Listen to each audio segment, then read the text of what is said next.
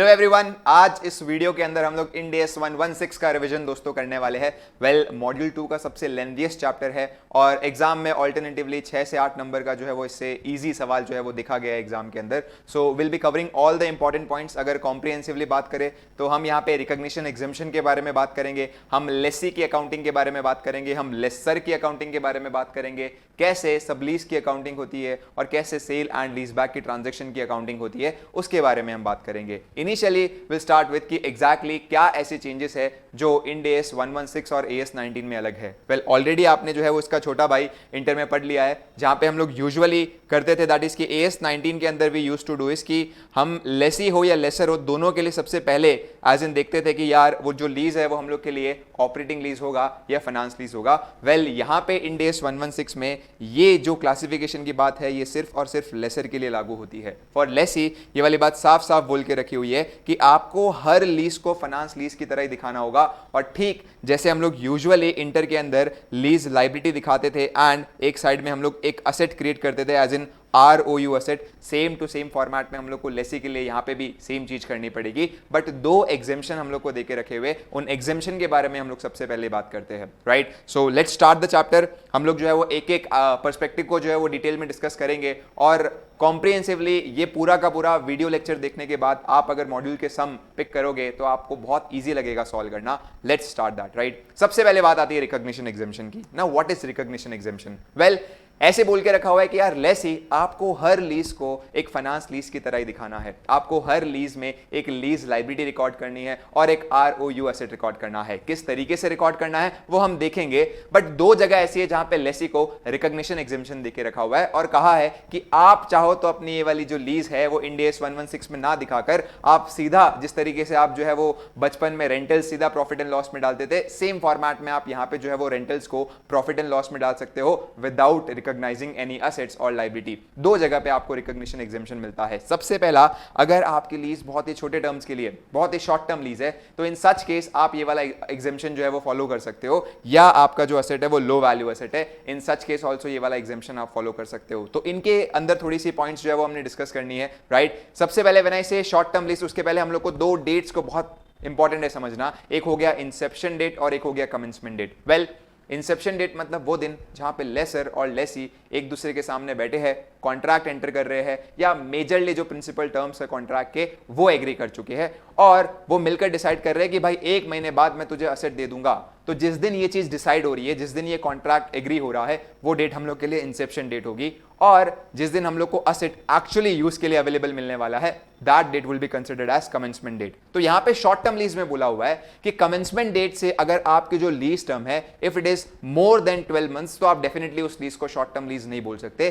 Otherwise अगर commencement date से हम गिने और आपका जो लीज टर्म है वो 12 महीने से कम आ रहा है, तो आपके लिए दोस्तों वो लीज होगी शॉर्ट टर्म लीज। और वहां पे चाहो, ये चाहो वाले वर्ड पे ध्यान दो, बिकॉज हर जगह पे ऐसा नहीं है कि आपको मैंडेटरी ये वाला एग्जामिशन लेना ही पड़ेगा। आप चाहो तो ये वाला एग्जामिशन ले सकते हो, जहां पे आप rather than showing any lease liability और ROU असेट, सीधा आप जो भी अपने रेंटल्स है वो प्रॉफिट एंड लॉस में डेबिट कर सकते हो। राइट, ये एग्जामिशन आपका लेसी के लिए मिलकर रखा हुआ है। राइट, सो कमेंसमेंट डेट से अगर लेट्स से कि 12 मंथ्स या उससे कम अगर आपका लीज टर्म है, तो इन सच केस वो लीज कहलाएगी शॉर्ट टर्म लीज और वहां पे आप ये एग्जामिशन ले सकते हो। लेकिन एक और शर्त है कि आपके उस लीज के अंदर कोई ऐसा ऑप्शन नहीं होना चाहिए कि जहां पे वो अंडरलाइंग असेट जो है वो परचेज करने का राइट लेसी के पास आ रहा है। ये वाला ऑप्शन जो है वो पूरे के पूरे लीज कॉन्ट्रैक्ट के अंदर एग्जिस्ट नहीं करना चाहिए। तो समराइजिंगली हम ये बोल सकते हैं कि यार ऐसी लीज जहां पे कमेंसमेंट डेट से जो लीज टर्म है वो 12 महीने से कम है, plus there is no option to purchase any underlying asset. और कभी कभार क्या होगा कि आपके कॉन्ट्रैक्ट में कुछ 2-4 पॉइंट होंगे, जैसे कि एक्सटेंशन ऑप्शन हो गया, कि आप यहां पे जब लेसर के सामने बैठे हो तो लेसर बोलते हैं भाई 8 महीने तो तेरे को असेट जो है वो यूज करने के लिए एज इन कोई पाबंदी नहीं है और तेरे को वो करना ही पड़ेगा, it is non cancellable period, but तू चाहे तो और एक्स्ट्रा 6 मंथ्स जो है वो उस असेट को यूज कर सकता है। इन सच केस वो 6 महीना हम लोग के लिए एक्सटेंशन ऑप्शन कहलाएगा। अब मुद्दा उठता है कि यहाँ पे 12 महीने की जब बात बोल के रखी हुई है, तो हम लोग को वो एक्सटेंशन ऑप्शन का जो पीरियड है वो काउंट करना है कि नहीं करना है। डेफिनेटली आपको वो एक्सटेंशन ऑप्शन का पीरियड भी काउंट करना पड़ेगा अगर एज अ लेसी आप रीजनेबली सर्टेन हो कि आप उस ऑप्शन को एक्सरसाइज करने वाले हो। राइट, सो अल्टीमेटली हम लोग को ये देखना पड़ेगा कि जो नॉन कैंसिलेबल पीरियड है, मतलब जहां पे तो चॉइस है ही नहीं, पूरा का पूरा अपने को वो लीज कंटिन्यू करना ही पड़ेगा। लेट्स से कि if it is 8th month और साथ ही साथ आपको एक्सटेंशन मिल रहा है 6 मंथ्स का, तो ऐसे देखा जाए तो एक्सटेंशन ऑप्शन के साथ जो लीज टर्म हो रहा है वो 14 महीने हो रहे हैं। तो इन सच केस ये 6 मंथ्स आपको तभी कंसिडर करना है इफ एज ए लेसी आप रीजनेबली सर्टेन हो कि आप ये ऑप्शन एक्सरसाइज करने वाले हो। अगर आप रीजनेबली सर्टेन नहीं हो तो इन सच केस हम लोग के लिए जो लीज टर्म है वो सिर्फ 8 महीना होगा। और दोस्तों आप चाहो तो ये वाला एग्जेम्पशन डेफिनेटली अवेल कर सकते हो। और कुछ बातें जो हम लोग को इसके अंदर देखनी पड़ेगी, बट येस आपका जो कमेंसमेंट डेट है मतलब ऐसी डेट जहां पे एसेट आपके लिए यूज के लिए अवेलेबल है और लीज टर्म आपका जो 12 महीने है या उससे कम है, plus there is no option to purchase underlying asset. अगर ऐसा हुआ तो कि ओरिजिनली जो लीज टर्म थी वो 5 साल की थी, हम लोग ने 6 महीना जो है वो उस एसेट को यूज किया हुआ और उसके बाद अल्टीमेटली मैं लेसर के पास जाके बोलता हूं कि नहीं यार ये बहुत लंबा आपने एसेट दे दिया, मुझे तो इसको कम टाइम पीरियड के लिए चाहिए और अभी मुझे बस 2-4 महीने और यूज करना है। क्या सर तब हम लोग जो है वो नॉर्मली सारे लीज लाइबिलिटी और आरओयू एसेट हटा के इसको शॉर्ट टर्म लीज बोल के क्या वो एग्जेम्पशन अवेल कर सकते हैं? तो ऐसी बात नहीं है। यहां पे फिर वो वाली बात जो है वो मॉडिफिकेशन ऑफ कॉन्ट्रैक्ट माना जाएगा और ठीक आगे जाके हम जो पढ़ेंगे मॉडिफिकेशन ऑफ कॉन्ट्रैक्ट की अकाउंटिंग, वो अकाउंटिंग हम लोग को ध्यान में रखनी पड़ेगी। तो we have to make sure कि सब्सिक्वेंटली अगर कुछ रिडक्शन होता है फॉर लेस देन 12 मंथ्स तो shall not be concluded as short term lease, because commencement date में क्या कंडीशन चल रही थी, क्या शर्तें चल रही थी, वो हम लोग के लिए मायने रखती है। वेल एक्सटेंशन ऑप्शन आप तभी कंसिडर करोगे जब एज ए लेसी आप रीजनेबली सर्टेन हो कि आप इस ऑप्शन को एक्सरसाइज करने वाले हो। दूसरा ऑप्शन आपको यहां पे मिलता है जब आपका असेट बहुत ही छोटी वैल्यू का है। सर अमाउंट बताओ किस वैल्यू की बात कर रहे हो आप? वेल इंड AS 116 ने भी ऐसी कोई अमाउंट बता के नहीं रखी है। इंड AS 116 ने आपके जजमेंट पे छोड़ दिया है कि भाई कौन सा असेट लो वैल्यू का होगा वो तो डिसाइड कर। हम लोग कुछ आपको एग्जांपल दे देते हैं, जैसे कि कंप्यूटर हो गया, जैसे कि टेलीफोन हो गया, जैसे कि प्रिंटर हो गया, ये कुछ हमारे ओपिनियन में जो है वो लो वैल्यू एसेट है, बट एग्जैक्ट अमाउंट तो हम लोग को इंस्टीट्यूट ने भी देके नहीं रखी हुई है। वेल अगर लेसी कोई लो वैल्यू एसेट जो है वो लेकर रखा हुआ है लेसर से लीज पे, तो इन सच केस ऑल्सो वो शॉर्ट टर्म लीज का एग्जेम्पशन क्लेम कर सकता है and there is no need to show lease liability और आरओयू एसेट। बट इसके अंदर एक बात है, कभी कभार जानबूझ के इंटेंशनली जो है किसी एसेट को लो वैल्यू दिखाया जा सकता है between the lessor and lessee, ताकि लेसी को जो है वो अल्टीमेटली कोई बड़ी सी लाइबिलिटी अपने बुक्स में दिखाने का मौका ना मिले और एज इन थोड़ा सा जो है वो लेवरेज वाली बात कवर हो जाए कि यार लेसी के लिए तो कोई ऐसी लाइबिलिटी एग्जिस्ट करती नहीं है। तो जानबूझ के ऐसी बात हो सकती है जैसे कि मैं लेसर के सामने बैठा हुआ हूं एज अ लेसी और मैंने बोला कि यार एक काम करो, आप कार का जो कॉन्ट्रैक्ट है उसे सेपरेटली एंटर करो और कार के टायर का कॉन्ट्रैक्ट जो है वो सेपरेटली एंटर करो। मेजरली मैं पूरे कार की पेमेंट जो है उसका 90% अमाउंट इस टायर के टुवर्ड्स पे करूंगा और जो 10% अमाउंट है वो कार के टुवर्ड्स पे करूंगा। तो यहां पे मुद्दा ये हो रहा है कि भाई जानबूझ के ऐसे अलग तरीके से जो है वो कॉन्ट्रैक्ट बनाया जा रहा है ताकि लीज लायबिलिटी को दिखाना अवॉइड हो जाए लेसी के द्वारा। वहां पे यहां पे जो है वो शर्त रख दी इंड AS 116 ने कि किसी भी अगर असेट को आप लो वैल्यू कंक्लूड कर रहे हो, जैसे कि टायर की आप बात कर रहे हो, टायर को अगर आप लो वैल्यू कंक्लूड कर रहे हो तो आपको ये वाली बात ध्यान में रखनी पड़ेगी कि वो असेट ऐसा होना चाहिए जिसका बेनिफिट आप इंडिपेंडेंटली ले सको without any dependency on other asset and along with that कुछ ज्यादा डिपेंडेंसी होना ही नहीं चाहिए। मतलब टायर की अगर मैं बात करूं तो भाई अगर तू टायर का बेनिफिट इंडिपेंडेंटली ले सकता है या तेरे पास कोई ऐसा एसेट अवेलेबल है जिसके साथ मिलाकर तू उस एसेट का जो भी बेनिफिट है वो ले सकता है, तो इन सच केस भले ही आप लो वैल्यू मत मानो, अदरवाइज भले ही आप लो वैल्यू मानो, अदरवाइज यहां पे आपका जो असेट है वो लो वैल्यू नहीं माना जाएगा। जैसे कि टायर जो है वो कार के ऊपर प्योरली डिपेंडेंट है, बिना डिपेंडेंसी के आप जो है वो यूसेज साबित कर ही नहीं पाओगे, तो in such case that asset will not be considered as low value asset और वहां पे आप रिकॉग्निशन एग्जेम्पशन नहीं ले सकते, राइट। एक और बात यहां पे ध्यान में रखनी है कि अगर आप ये रिकॉग्निशन एग्जेम्पशन ले रहे हो तो आपको वहां पे क्या करना है, जो भी आपके कॉन्ट्रैक्ट के अंदर लीज रेंटल है उसको सिस्टमैटिक बेसिस पे दिखाना है। यूजुअली कभी कभार तो क्वेश्चन बोलेगा सिस्टमैटिक बेसिस, ऐसा हो सकता है कि यार असेट का जो बेनिफिट है वो पहले 2 साल आप ज्यादा ले रहे हो और उसके बाद थोड़ा कम ले रहे हो, तो ऐसा हो सकता है कि भाई थोड़े से रेंटल्स आपको पहले 2 साल ज्यादा अलोकेट करने पड़े और बाद में थोड़े से जो है वो रेंटल्स कम अलोकेट हो। लेकिन अगर एग्जाम के अंदर कुछ स्पेसिफाई करके नहीं रखा हुआ है तो उस वक्त आप जो भी लीज रेंटल है वो सब के सब जो है as in straight line basis पे दिखाओगे। फॉर एग्जाम्पल लेट्स से कि 3 साल का एग्रीमेंट होकर रखा हुआ है जहां पे मैं लेसर को बोल रहा हूं कि भाई पहले साल में तेरे को 30,000 रुपए दूंगा, दूसरे साल 20,000 दूंगा और तीसरे साल 10,000 दूंगा, तो टोटल हम लोग का जो 60,000 का रेंट है वो 3 भाग में डिवाइड हो जाएगा। ईयर 1 में मेरे प्रॉफिट एंड लॉस में 20,000 जाएगा, ईयर 2 में मेरे प्रॉफिट एंड लॉस में 20,000 जाएगा और ईयर 3 में भी मेरे प्रॉफिट एंड लॉस में 20,000 जाएगा। सर हमारी पेमेंट तो जो है वो रेंटल्स के साथ मैच ही नहीं हो रही है और यहीं पे पिक्चर में आ जाते हैं आपके आउटस्टैंडिंग एक्सपेंसेस और प्रीपेड एक्सपेंसेस। जैसे कि फॉर एग्जांपल केस 1 की हम बात करें तो यहाँ पे मैं 30,000 का रेंटल पे कर रहा हूँ लेकिन दिखा रहा हूँ सिर्फ 20,000 का, तो यहाँ पे जो आपके 10,000 की अमाउंट है it is considered as prepaid rent और आपके लिए असेट साबित होगा। सेम आपके सेकंड में भी हम लोग को क्यूमुलेटिवली चेक करना है और थर्ड में भी हम लोग को क्यूमुलेटिवली चेक करना है कि एग्जैक्टली कितना पेमेंट हो रहा है और उसके हिसाब से या तो आपके लिए आउटस्टैंडिंग आइटम क्रिएट होगा या आपके लिए प्रीपेड वाला आइटम क्रिएट होगा। That is the case over here. Well, अगर आप कोई भी ये वाला एग्जेम्पशन लेते हो, भले आप शॉर्ट टर्म लीज की बात कर रहे हो या लो वैल्यू एसेट की बात कर रहे हो, तो दोस्तों अगर आगे जाके अगर लेसर के साथ आप कुछ लीज मॉडिफिकेशन कराते हो या लीज टर्म में कुछ भी चेंजेस आते हैं तो उस वक्त आप इस लीज को एक न्यू लीज के नजरिए से देखोगे और पुराने वाली बातें भूल के वापस से रीइवैल्यूएट करोगे कि भाई आपको वो एग्जेम्पशन मिल सकता है या नहीं मिल सकता। लो वैल्यू एसेट के लिए एक और शर्त रखी हुई है कि अगर लेट्स से कि फॉर एग्जांपल यहां पे लेसर हम लोग को पीसी जो है वो लीज पर दे देता है और एज अ लेसी मैं उसे अगर सबलीज करके किसी और को पकड़ा रहा हूं तो in such case low value asset होने पर भी सामने वाला जो एसेट है वो लो वैल्यू एसेट नहीं कहलाएगा, बिकॉज यहां पे साफ साफ बोल दिया है आपको एज ए लेसी एग्जेम्पशन नहीं मिलेगा अगर आप ये लो वैल्यू एसेट जो है वो किसी और को सबलीज पे दे देते हो। तो you have to make sure कि एसेट आपका लो वैल्यू का होना चाहिए, अलॉन्ग विद दैट किसी और को आप सबलीज पे ना देकर खुद यूज कर रहे हो। क्या ये वाली बात सर शॉर्ट टर्म लीज के लिए एप्लीकेबल है क्या? Definitely not. यहां पे शॉर्ट टर्म लीज के लिए वाली बात एप्लीकेबल नहीं है। मतलब प्रोबेबली ऐसा हो सकता है कि किसी से मैंने एक मशीन जो है वो 6 मंथ्स के लिए लेके रखी हुई है और उसके बाद मैं सामने वाले को जो है वो जब सबलीज पे दे रहा हूं, still it is a short term lease, मैं इसे शॉर्ट टर्म लीज जो है वो मान सकता हूं, बिकॉज ये वाली कंडीशन सिर्फ और सिर्फ लो वैल्यू के लिए रखी हुई है कि in case of low value asset if lessee sublease the underlying asset he cannot claim exemption. और यहां पे बेसिकली हम लोग का जो रिकॉग्निशन एग्जेम्पशन वाला टॉपिक है वो कवर हो जाता है। फिर हम लोग यहां पे डिस्कस करेंगे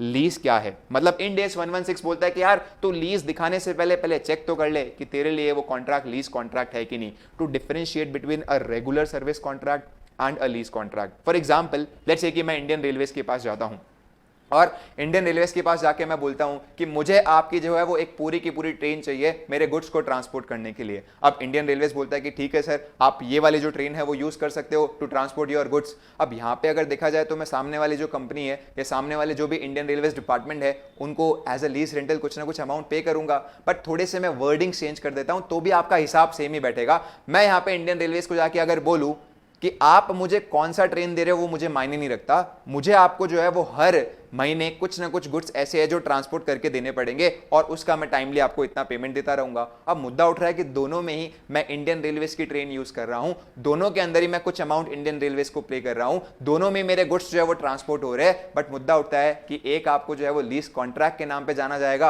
और दूसरा आपका सर्विस कॉन्ट्रैक्ट के नाम पे जाना जाएगा। तो यहां पे कुछ कंडीशन, कुछ शर्तें जो है वो पूरी करनी बहुत जरूरी है अगर किसी भी कॉन्ट्रैक्ट को आप लीज कॉन्ट्रैक्ट बोलना चाहते हो। बिकॉज ऐसा हो सकता है ना कि भाई सामने वाले से मैं वो असेट भाड़े पे ना लेके मैं उसी को बोल दूं कि भाई तू मेरे लिए ये वाली चीज बना के दे दे, तो यहां पे क्या मैं सेकंड वाली बात को भी जो है वो लीज के नाम पे कंक्लूड कर सकता हूं क्या, या फर्स्ट केस को ही माना जाएगा? तो क्या वो शर्तें हैं, पहले तो हम वो देखेंगे और उसके बाद थोड़ी सी और बातें करेंगे with regards to definition. But मुद्दा उठता है कि डेफिनेशन जो लीज की है वो ये है कि lessee have a right to control the use of identified asset for a period of time in exchange for consideration. देखिए भाई, पहले दो आपके जो पॉइंट है वो आपको ये कंक्लूड करने में हेल्प करेंगे कि आपके लिए कॉन्ट्रैक्ट जो है वो लीज कॉन्ट्रैक्ट है कि नहीं, और बाद के जो 2 पॉइंट है पीरियड ऑफ टाइम और इन एक्सचेंज फॉर कंसिडरेशन, ये 2 पॉइंट जो है वो आपको लीज लायबिलिटी की अमाउंट डिसाइड करने में हेल्प करेंगे। तो हम लोग पहले राइट टू कंट्रोल क्या है उसके बारे में बात करते हैं, यूज ऑफ आइडेंटिफाइड एसेट क्या है उसके बारे में बात करेंगे, for a period of time क्या है उसके बारे में हम बात करेंगे, then in exchange for consideration के पॉइंट्स को थोड़ा सा इवैल्यूएट करेंगे और उसके बाद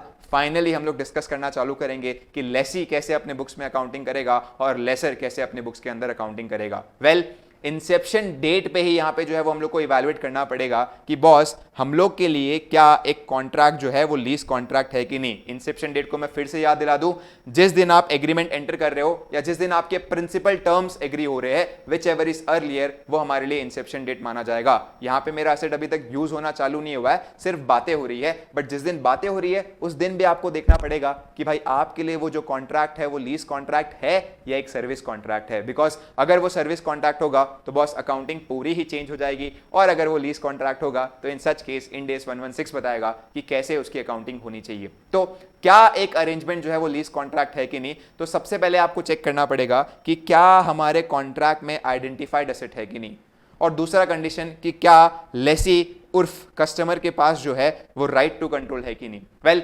आइडेंटिफाइड एसेट है कि नहीं, इसका मतलब यहां पे सिंपल सी बात है कि लेसर जब हम लोग को कोई एसेट दे रहा है तो क्या वहां पे लेसी ऐसे दावे के साथ बोल सकता है कि बॉस ये वाला जो एसेट है वो मेरा है, भले वो लेसर के प्रीमाइसेस में पड़ा हुआ है बट लेसर किसी और काम के लिए उसे यूज नहीं कर सकता है, पूरे के पूरे जो डायरेक्शन है वो मेरे हाथ में है। क्या ऐसा कोई एसेट है कि नहीं? मतलब हो सकता है ना कि फॉर एग्जांपल लेट्स से कि लेसर अगर मुझे जो है वो बोल रहा है कि भाई आपको हम 5 बस देंगे आपके एम्प्लॉयज के आवन जावन के लिए, लेकिन वो 5 बस हम लोग के देना जो है वो जरूरी है। कौन सी बस होगी, किस तरीके से बस होगी, वो एग्जैक्टली हमारा लुकआउट है। उसने मेरे को पहले दिन 5 बस दी, अब 10वें दिन आके बोल रहा है कि सर ये लाल कलर वाली जो बस है हमको वापस चाहिए, इसकी जगह पे हम आपको कोई और बस दे देते हैं। और मुझे अगर ये वाली बात माननी पड़ेगी तो बॉस आपके कॉन्ट्रैक्ट में कोई आइडेंटिफाइड एसेट है ही नहीं, बिकॉज यहां पे तो बस खाली बातें हो रही है। लेसर कभी भी चाहे तो अल्टीमेटली क्या कर सकता है, आपका असेट रिप्लेस कर सकता है। तो आप किस मुंह के साथ बोल रहे हो कि बॉस मेरे पास एक असेट जो है वो उसे यूज करने का राइट आके रखा हुआ है? तो डेफिनेटली यहां पे हम लोग को सबसे पहले चेक करना पड़ेगा कि बॉस आइडेंटिफाइड एसेट है कि नहीं, और दूसरा कस्टमर के पास उस एसेट को कंट्रोल करने का राइट है कि नहीं। ये वाला पॉइंट और ज्यादा हम लोग के लिए जरूरी बन जाता है जब आपका एसेट लेसर के प्रीमाइसेस में और वहां पे अल्टीमेटली आपका जो है वो काम हो रहा है और आप वहां से कुछ गुड्स ऑब्टेन कर रहे हो। तो इन सच केस ये पॉइंट और ज्यादा रेलेवेंट बन जाता है। सबसे पहले इफ आई टॉक अबाउट कि आइडेंटिफाइड एसेट होगा कि नहीं होगा, तो देखो भाई या तो कॉन्ट्रैक्ट में एक्सप्लिसिटली हो सकता है, जैसे इंडियन रेलवे के पास में गया, उसने बोला सर डब्बा नंबर ये वाला जो है वो सिर्फ आप ही के लिए यूज होगा, किसी और के लिए यूज नहीं होगा, आप निश्चिंत होकर जो है वो इसे यूज कीजिए, हम कभी भी जो है वो लीज कॉन्ट्रैक्ट के टर्म में एज इन उसे रिप्लेस नहीं करेंगे। ये बात हो गई कि जहां पे एक्सप्लिसिटली स्पेसिफाइड है, तो हम बोल सकते हैं कि yes it can be an identified asset. कभी कभार इंप्लिसिट भी हो सकता है। इंप्लिसिट का मतलब लेसर के पास है ही एक एसेट, तो आप यहां पे जब बोल रहे हो कि बॉस ये वाला एसेट मेरे को लीज पे देके रखा हुआ है, तो लेसर के पास और कोई उसके अलावा एसेट है ही नहीं, डेडिकेटेडली वो आपके लिए बन के रखा हुआ है। तो इससे ज्यादा और क्या प्रूफ हो सकता है कि बॉस मेरे पास एक एसेट है जिसके ऊपर हक एस्टैब्लिश करके रखा हूं, बिकॉज लेसर कभी इसको रिप्लेस नहीं करेगा, राइट। फिर भी थोड़ा सा और एज एन अश्योरिटी पाने के लिए यहां पे एक टेस्ट देके रखा हम लोग को, जिसको हम लोग बोलते हैं SSR test. Sir SSR test, yes, substantive substitution right का टेस्ट। वेल यहां पे हम लोग को चेक करना पड़ेगा कि ये वाला राइट जो है वो लेसर के पास है कि नहीं। ठीक से मेरी बात पे ध्यान दो, सब्सटैंटिव सब्स्टिट्यूशन राइट क्या लेसर के पास है कि नहीं, ये वाला राइट हम लोग को चेक करना पड़ेगा। बिकॉज अल्टीमेटली अगर लेसर के पास ये सब्स्टिट्यूशन राइट है जो कि बहुत ज्यादा सब्सटैंटिव है, तो अल्टीमेटली लेसर किस मुंह से बोल रहा है कि एसेट उसका है। व्हेन आई से सब्सटैंटिव सब्स्टिट्यूशन राइट, इसका मतलब ये है कि लेसर जब चाहे जिस वक्त चाहे आके बोल सकता है कि भाई मेरे को ये एसेट वापस दे, इसकी जगह पे मैं तेरे को कोई और दे देता हूं। अगर ये वाली बात का जो है वो एज इन बोलने का अधिकार लेसर के पास है, तो इन सच केस हम लोग बोलेंगे कि boss lessor have SSR, that is substantive substitution right, और इसीलिए लेसी के लिए वो एसेट आइडेंटिफाइड एसेट कभी नहीं माना जाएगा, राइट। तो हम लोग को ये वाला राइट चेक करना पड़ेगा कि whether lessor have substantive substitution right और नॉट। अगर yes then asset is not an identified asset, if it is no then asset is an identified asset, right। तो now what is substantive substitution right, कि agreement में साफ साफ लिखा हुआ है, सप्लायर क्या बोल रहा है, भाई जब चाहूं जैसे चाहूं मैं इस एसेट को क्या कर सकता हूं, सब्स्टिट्यूट कर सकता हूं। लेकिन सिर्फ सब्स्टिट्यूट करने का राइट एग्रीमेंट में होना जरूरी नहीं है, वो सब्सटैंटिव भी होना जरूरी है। व्हेन आई से सब्सटैंटिव मतलब लेसर को उस एसेट को सब्स्टिट्यूट करके कुछ ना कुछ फायदा होगा। लेसी के पास अगर वो एसेट पड़ा हुआ है और लेसी लेट्स से कि फॉर एग्जांपल गुजरात के अंदर रहता है एंड लेसर हम लोग का जो है वो महाराष्ट्र में रहता है, तो इन सच केस हमको देखना पड़ेगा कि अगर लेसर आके गुजरात में वो एसेट वापस महाराष्ट्र लेके जा रहा है, वापस महाराष्ट्र से कोई एसेट गुजरात में लाके रख रहा है, तो इसके बीच में इतने सारे जो कॉस्ट वो इनकर कर रहा है, क्या वो कॉस्ट से ज्यादा उसको बेनिफिट हो जाएगा क्या जब ये एसेट सब्स्टिट्यूट करेगा? बिकॉज कोई ना कोई फायदा हो रहा रहेगा तभी सामने वाला सब्स्टिट्यूट कर रहा होगा। सर अगर लेसर को कुछ फायदा ही नहीं हो रहा है, उल्टा सब्स्टिट्यूट करने पे नुकसान आ रहा है कि वापस से वो एसेट को डिसमेंटल करने का खर्चा उसे उठाना पड़ेगा, वापस से ट्रांसपोर्ट एक्सपेंसेस भरना पड़ेगा, उसका वहां पे काम अटक जाएगा, ये सारे जब नुकसान हो रहे तो भले ही वो सब्सटैंटिव, भले ही वो सब्स्टिट्यूशन राइट है, बट आई कंक्लूड दैट कि इट्स नॉट सब्सटैंटिव, क्योंकि यहां पे मुझे पता है आसार बहुत ही कम है कि लेसर उस राइट को जो है वो एक्सरसाइज करे। तो हमको ये देखना पड़ेगा कि बॉस सप्लायर के पास क्या प्रैक्टिकल एबिलिटी है क्या कि वो एसेट को जो है वो through out the period of use substitute कर सके। जैसे कि फॉर एग्जांपल अगर मुझे जो है कोई एसी जो है वो लेसर ने लीज पे देके रखी हुई है, बट वो एसी पूरी की पूरी सेंट्रलाइज्ड है, तो बहुत ज्यादा इनकन्वीनियंस उसे पेश करना पड़ेगा कि जहां पे वो पूरी एसी मेरी जो सेंट्रलाइज्ड है वो निकाले और उसकी जगह पे वापस से लगा के दे, और जब निकालेगा तो भी कुछ खास उसका जो है वो फायदा नहीं होने वाला। तो यहाँ पे प्रैक्टिकल एबिलिटी है ही नहीं कि यहाँ पे एसेट को सब्स्टिट्यूट किया जा सके, प्लस सप्लायर को यहाँ पे कोई इकोनॉमिकली बेनिफिट नहीं होगा, लेसर को यहाँ पे इकोनॉमिकली कोई बेनिफिट नहीं होगा। अगर ऐसी बात है तो लेसर जी आपको बोल देते हैं हम, भले ही एग्रीमेंट में सब्स्टिट्यूशन राइट का दिया हुआ है बट आपके लिए वो राइट जो है वो सब्सटैंटिव नहीं है। तो अभी तक की जितनी भी बातें हैं अगर अपने कंक्लूड करें तो आइडेंटिफाइड एसेट तब होगा जब सप्लायर के पास सब्सटैंटिव सब्स्टिट्यूशन राइट नहीं होगा। वेल सिर्फ सब्स्टिट्यूशन राइट अगर लेसर के पास है तो आप कंक्लूड मत कर दीजिए कि भाई आइडेंटिफाइड एसेट नहीं है, हमको चेक भी करना पड़ेगा कि भाई वो राइट कितना सब्सटैंटिव है। व्हेन आई से कितना सब्सटैंटिव है मतलब कितने प्रतिशत चांसेस है कि हमारा जो लेसर है उस राइट को एक्सरसाइज करेगा। वेल उसके बाद यहाँ पे नेक्स्ट बात आ जाती है, दैट इज कि कस्टमर लेसी बोलेगा सर मुझे कैसे पता कि लेसर जो है वो एसेट को जब सब्स्टिट्यूट करेगा तो उसको फायदा हो रहा है या नुकसान हो रहा है। ये तो लेसर की चॉइस है पहली बात तो, और लेसर को क्या फायदा हो रहा है उसके बारे में मेरे को थोड़ी ना पता है। मैंने अपने लेसर को पूछा भी, एज ए लेसी मैंने लेसर को पूछा भाई कॉन्ट्रैक्ट में तूने जो है वो सब्स्टिट्यूट करने का राइट डाल के रखा हुआ है तो सच बता तो कल जाके इसको सब्स्टिट्यूट करेगा क्या, कल जाके तेरे को इसका फायदा होगा क्या। और लेसर बोल रहा है यार और भी काम है मेरे पास, तेरे ये सब जो है वो निजी छोटे मोटे सवालों के जवाब मैं नहीं दूंगा, तेरी अकाउंटिंग को मैं क्यों सिंप्लीफाई बनाऊं। तो यार सर लेसर तो मुझे बता ही नहीं रहा है कि आपके जो सब्सटैंटिव राइट है या जो भी सब्स्टिट्यूशन राइट है वो सब्सटैंटिव है कि नहीं। तो वहां पे इंड AS 116 ने बोला कि शांत हो जाओ। आप एज अ कस्टमर, आप as a lessee, you are not required to exert undue efforts and conclude that supplier right is not substantive. मतलब सर आप एज अ लेसी बहुत मेहनत कर चुके हो और आपको लग रहा है कि भाई सप्लायर मुझे नहीं बता रहा है और मैं पता भी नहीं कर पा रहा, तो आप ये मान के चल सकते हो कि सप्लायर का जो राइट है वो सब्सटैंटिव नहीं है, मतलब आपके लिए वो एसेट जो है वो आइडेंटिफाइड एसेट है। कभी कभार ऐसा होता है कि जहां पे लेसर क्या बोलता है कि कॉन्ट्रैक्ट के अंदर सब्स्टिट्यूट करने का तो राइट में नहीं डाल रहा, लेकिन मैं जब तेरे को एसेट लीज पे दे रहा हूं तो एक वारंटी प्रोविजन डालता हूं कि अगर जब तेरे पास एसेट पड़ा रहेगा और वो बीच में अगर लेट्स से कि खराब हो गया तो मैं तुझे इसे रिप्लेस करके दूंगा। सर यहां पे भी क्या सब्स्टिट्यूट करके दिया जा रहा है? नहीं, यहां पे रिप्लेस किया जा रहा है और ये एक वारंटी प्रोविजन है जो कि देना स्वाभाविक है, वरना लेसी जो है वो एसेट लीज पे लेगा ही नहीं। तो ये वाला जो प्रोविजन है वो ये प्रोविजन ऐसा कंक्लूड नहीं कराएगा कि भाई सप्लायर के पास एसएसआर का राइट है या लेसर के पास एसएसआर का राइट है। हम मान के चलेंगे कि भाई इस वारंटी प्रोविजन के कारण हमारे असेसमेंट के ऊपर कोई इंपैक्ट ना आए। तो a general warranty provision to replace the asset when asset is not operating properly या फिर उसको अपग्रेडेशन की जरूरत है, तो in such case you should not conclude that supplier has SSR, right. अब यहाँ पे कुछ एग्जाम्पल, जैसे कि फॉर एग्जाम्पल आइडेंटिफाइड एसेट कब होगा कब नहीं होगा थोड़ा सा अपने देख लेते हैं, राइट। जैसे कि फॉर एग्जाम्पल लेट्स से कि मैं जो है वो आज जैसे नई कंपनीज की तरह क्या करता हूँ, अपने एम्प्लॉयज के लिए एक पूरा थिएटर का स्क्रीन बुक कर देता हूँ। अब जब मैं पीवीआर से बात करता हूं तो मैं बोलता हूं भाई हर सैटरडे हम लोग को जो है वो एक शो साथ में मिलकर देखना है और वो शो हमारा फिक्स होना चाहिए। अब यहां पे अगर मैं लेट्स से कि पीवीआर को बोलता हूं कि स्क्रीन नंबर 1 में ही देखना है और वो हमारी फिक्स होनी चाहिए, उसको कोई और जो है वो उस वक्त यूज नहीं करेगा, तो इन सच केस आप बोल सकते हो कि यस आइडेंटिफाइड एसेट होने के आसार है। बट जहां पे पीवीआर बोल रहा है सर आपको स्क्रीन से क्या मतलब है, आप 1 में देखो, 2 में देखो, 3 में देखो, 4 में देखो, मूवी देखने से मतलब है ना सर, हम दिखा देंगे, आप चिंता मत करो। तो इन सच केस बॉस आप एज अ कंपनी नहीं बोल सकते कि बॉस पीवीआर का कोई एसेट आपको लीज पे मिला हुआ है, बिकॉज यहाँ पे पीवीआर जब चाहे अपने मर्जी से उस एसेट को क्या कर सकता है, रिप्लेस करके कोई आपको दूसरा एसेट थमा सकता है। तो ये कुछ बात हो गई कि फॉर एग्जांपल मैंने जो है वो अगर लेट्स से कि गूगल ड्राइव से एक डेडिकेटेडली क्लाउड सर्वर लेके रखा हुआ है और मैंने बोला है सिर्फ मैं ही उस क्लाउड सर्वर को यूज करूंगा, खबरदार कि अगर आपने किसी और का डेटा जो है वो स्टोर करने दिया, राइट। तो इन सच केस आप बोल सकते हो कि यस आइडेंटिफाइड एसेट है। लेकिन गूगल ड्राइव वाले बोल रहे हैं सर आपको कौन से क्लाउड में स्टोर करना है उससे क्या मतलब है, कौन से डेटाबेस में स्टोर करना है उससे क्या मतलब है, डेटा से मतलब है ना, आप चिंता मत करो, डेटा हम स्टोर करके दे देंगे। तो in such case what's is a regular service contract, आप यहां पे ऐसा कंक्लूड नहीं कर सकते कि एज अ लेसी आपके पास एसेट को यूज करने का राइट आ चुका है, बिकॉज कॉन्ट्रैक्ट में एक एलिमेंट दोस्तों मिसिंग है, कौन सा, आइडेंटिफाइड एसेट। अब दूसरी हमारी शर्त थी लीज कॉन्ट्रैक्ट के लिए, एक शर्त तो चलो हम लोग ने पूरी कर दी, क्या, दैट इज कि चलो सर आइडेंटिफाइड एसेट तो है, सब्सटैंटिव सब्स्टिट्यूशन राइट सप्लायर के पास नहीं है। दूसरा हम लोग के लिए आ जाता है कि क्या यहां पे लेसी के पास कंट्रोल करने का राइट है कि नहीं। वेल कंट्रोल करने का जो राइट है वो हम लोग 2 पॉइंट से इवैल्यूएट करेंगे। फर्स्ट, सच बताओ कि लेसी को उस एसेट के क्या सब्सटैंशियल इकोनॉमिक बेनिफिट हो रहे कि नहीं हो रहे।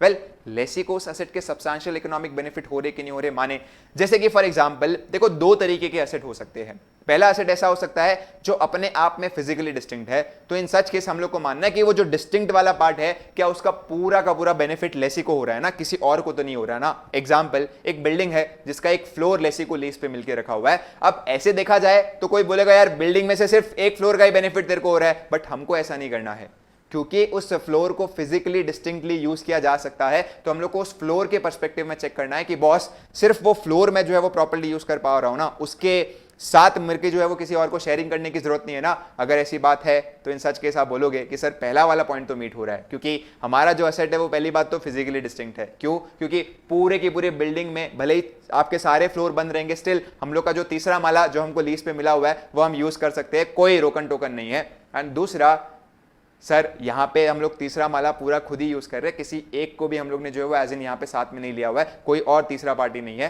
तो इन सच केस आप बोल सकते हो कि yes you are obtaining the substantial economic benefit, ये जब आपका एसेट फिजिकली डिस्टिंक्ट है। जैसे कि फॉर एग्जांपल आपके ट्रक फिजिकली डिस्टिंक्ट होते हैं, आपकी शिप फिजिकली डिस्टिंक्ट होती है, ये सब आप लीज पे ले रहे हो तो प्योरली बस खाली ऐसा है कि 100% आपको यूज करना है। कभी कभार ऐसा हो सकता है कि एसेट शायद आपका फिजिकली डिस्टिंक्ट नहीं है, मतलब शेयरिंग हो रही है। जैसे कि फॉर एग्जांपल हम लोग को जो है वो लेट्स से कि कोई अरब कंट्री से जो है वो ऑयल मंगवाना है इंडिया के अंदर और वो पाइपलाइन के थ्रू ऑयल आ रहा है। अब हमारी कंपनी और साथ में कोई एक और कंपनी है, उन्होंने मिलकर एक पाइपलाइन वाली कंपनी से वो पाइपलाइन लीज पे लेके रखी है, बट मुद्दा उठ रहा है कि हम दोनों आधा आधा जो है वो ऑयल उससे ट्रांसपोर्ट कर रहे हैं, आधी आधी शेयरिंग हो रही है। तो in such case substantial economic benefit जो है वो अल्टीमेटली आप अकेले ऑब्टेन नहीं कर रहे, बिकॉज यहाँ पे मेजर बेनिफिट किसी और के साथ भी शेयर हो रहे हैं। लेकिन यही पाइपलाइन जो है उसके अंदर लेट्स से कि 5% जो है वो कोई और ऑयल मंगवा रहा है, बाकी 95% हमारा ही ऑयल आ रहा है, तो हम बोल सकते हैं कि यस सब्सटैंशियल इकोनॉमिक बेनिफिट जो है वो हम ऑब्टेन कर रहे हैं। In such case at least first वाला पॉइंट तो पूरा हो जाएगा। And secondly right to direct the use of asset, ये बात बहुत इंपॉर्टेंट है। ये बात और ज्यादा इंपॉर्टेंट बन जाती है जब लेसर अपने पास एसेट रख के आपके लिए कुछ माल बना रहा है। मतलब बात यहां पे ऐसी हो गई कि फॉर एग्जांपल कि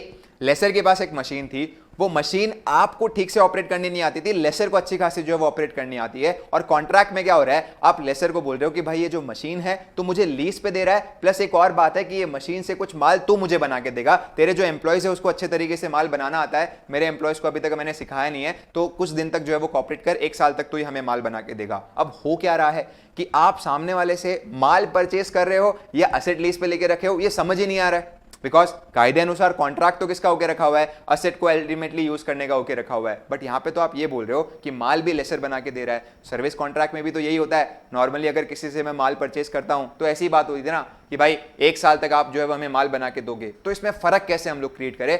फर्क तभी आपका क्रिएट होगा जब एक तो वो आइडेंटिफाइड एसेट वाला पॉइंट मीट होगा, एंड सेकेंडली यहां पे एक और पॉइंट हम लोग का मीट होना चाहिए। कौन सा? कि लेसी के पास जो है वो राइट है कि वो कैसे इशारे दे सकता है उस एसेट को यूज कराने के लिए। जैसे कि फॉर एग्जांपल लेसी जब चाहे उस एसेट को यूज करवा सकता है, जैसे चाहे उस एसेट को यूज करवा सकता है। वो प्रोडक्शन कैपेसिटी जो है वो अपने हिसाब से चेंज कर सकता है उस एसेट की। मतलब कुल मिला के अगर 1 लाख की मैक्सिमम कैपेसिटी है तो वहां पे 20,000 चाहे तो 20,000 बनवा सकता है, 40,000 चाहे तो 40,000 बनवा सकता है। सारे के सारे इशारे अगर लेट्स से कि लेसी दे रहा है तो इन सच केस हम मानेंगे कि है उसके पास right to direct the use of asset. Well जैसे कि फॉर एग्जांपल एक शिपिंग कंटेनर की हम बात कर लेते हैं। वेल शिपिंग कंटेनर जो है वो हम लोग ने किसी एक पोर्ट कंपनी से लीज पर लेके रखा हुआ है। अब उस शिपिंग कंटेनर को मैं ट्रांसपोर्टिंग ऑफ गुड्स के लिए यूज कर रहा हूं या स्टोरेज के लिए यूज कर रहा हूं, ये मेरा चॉइस होना चाहिए। अब हमें सामने वाला सप्लायर या लेसर नहीं बताएगा कि कैसे उसको हमें यूज करना चाहिए। तो ये एक बात हो जाती है, दैट इज टू कंक्लूड की whether such contract is a lease contract और नॉट। वेल आपको ये बात ध्यान में रखनी है, बिकॉज ऑफन जो है वो एग्जाम में ये सिचुएशन के तौर पे आ सकता है कि कभी कभार ऐसा होगा कि सप्लायर अपने एसेट को प्रोटेक्ट करने के लिए कुछ 2-4 रिस्ट्रिक्शन डालेगा।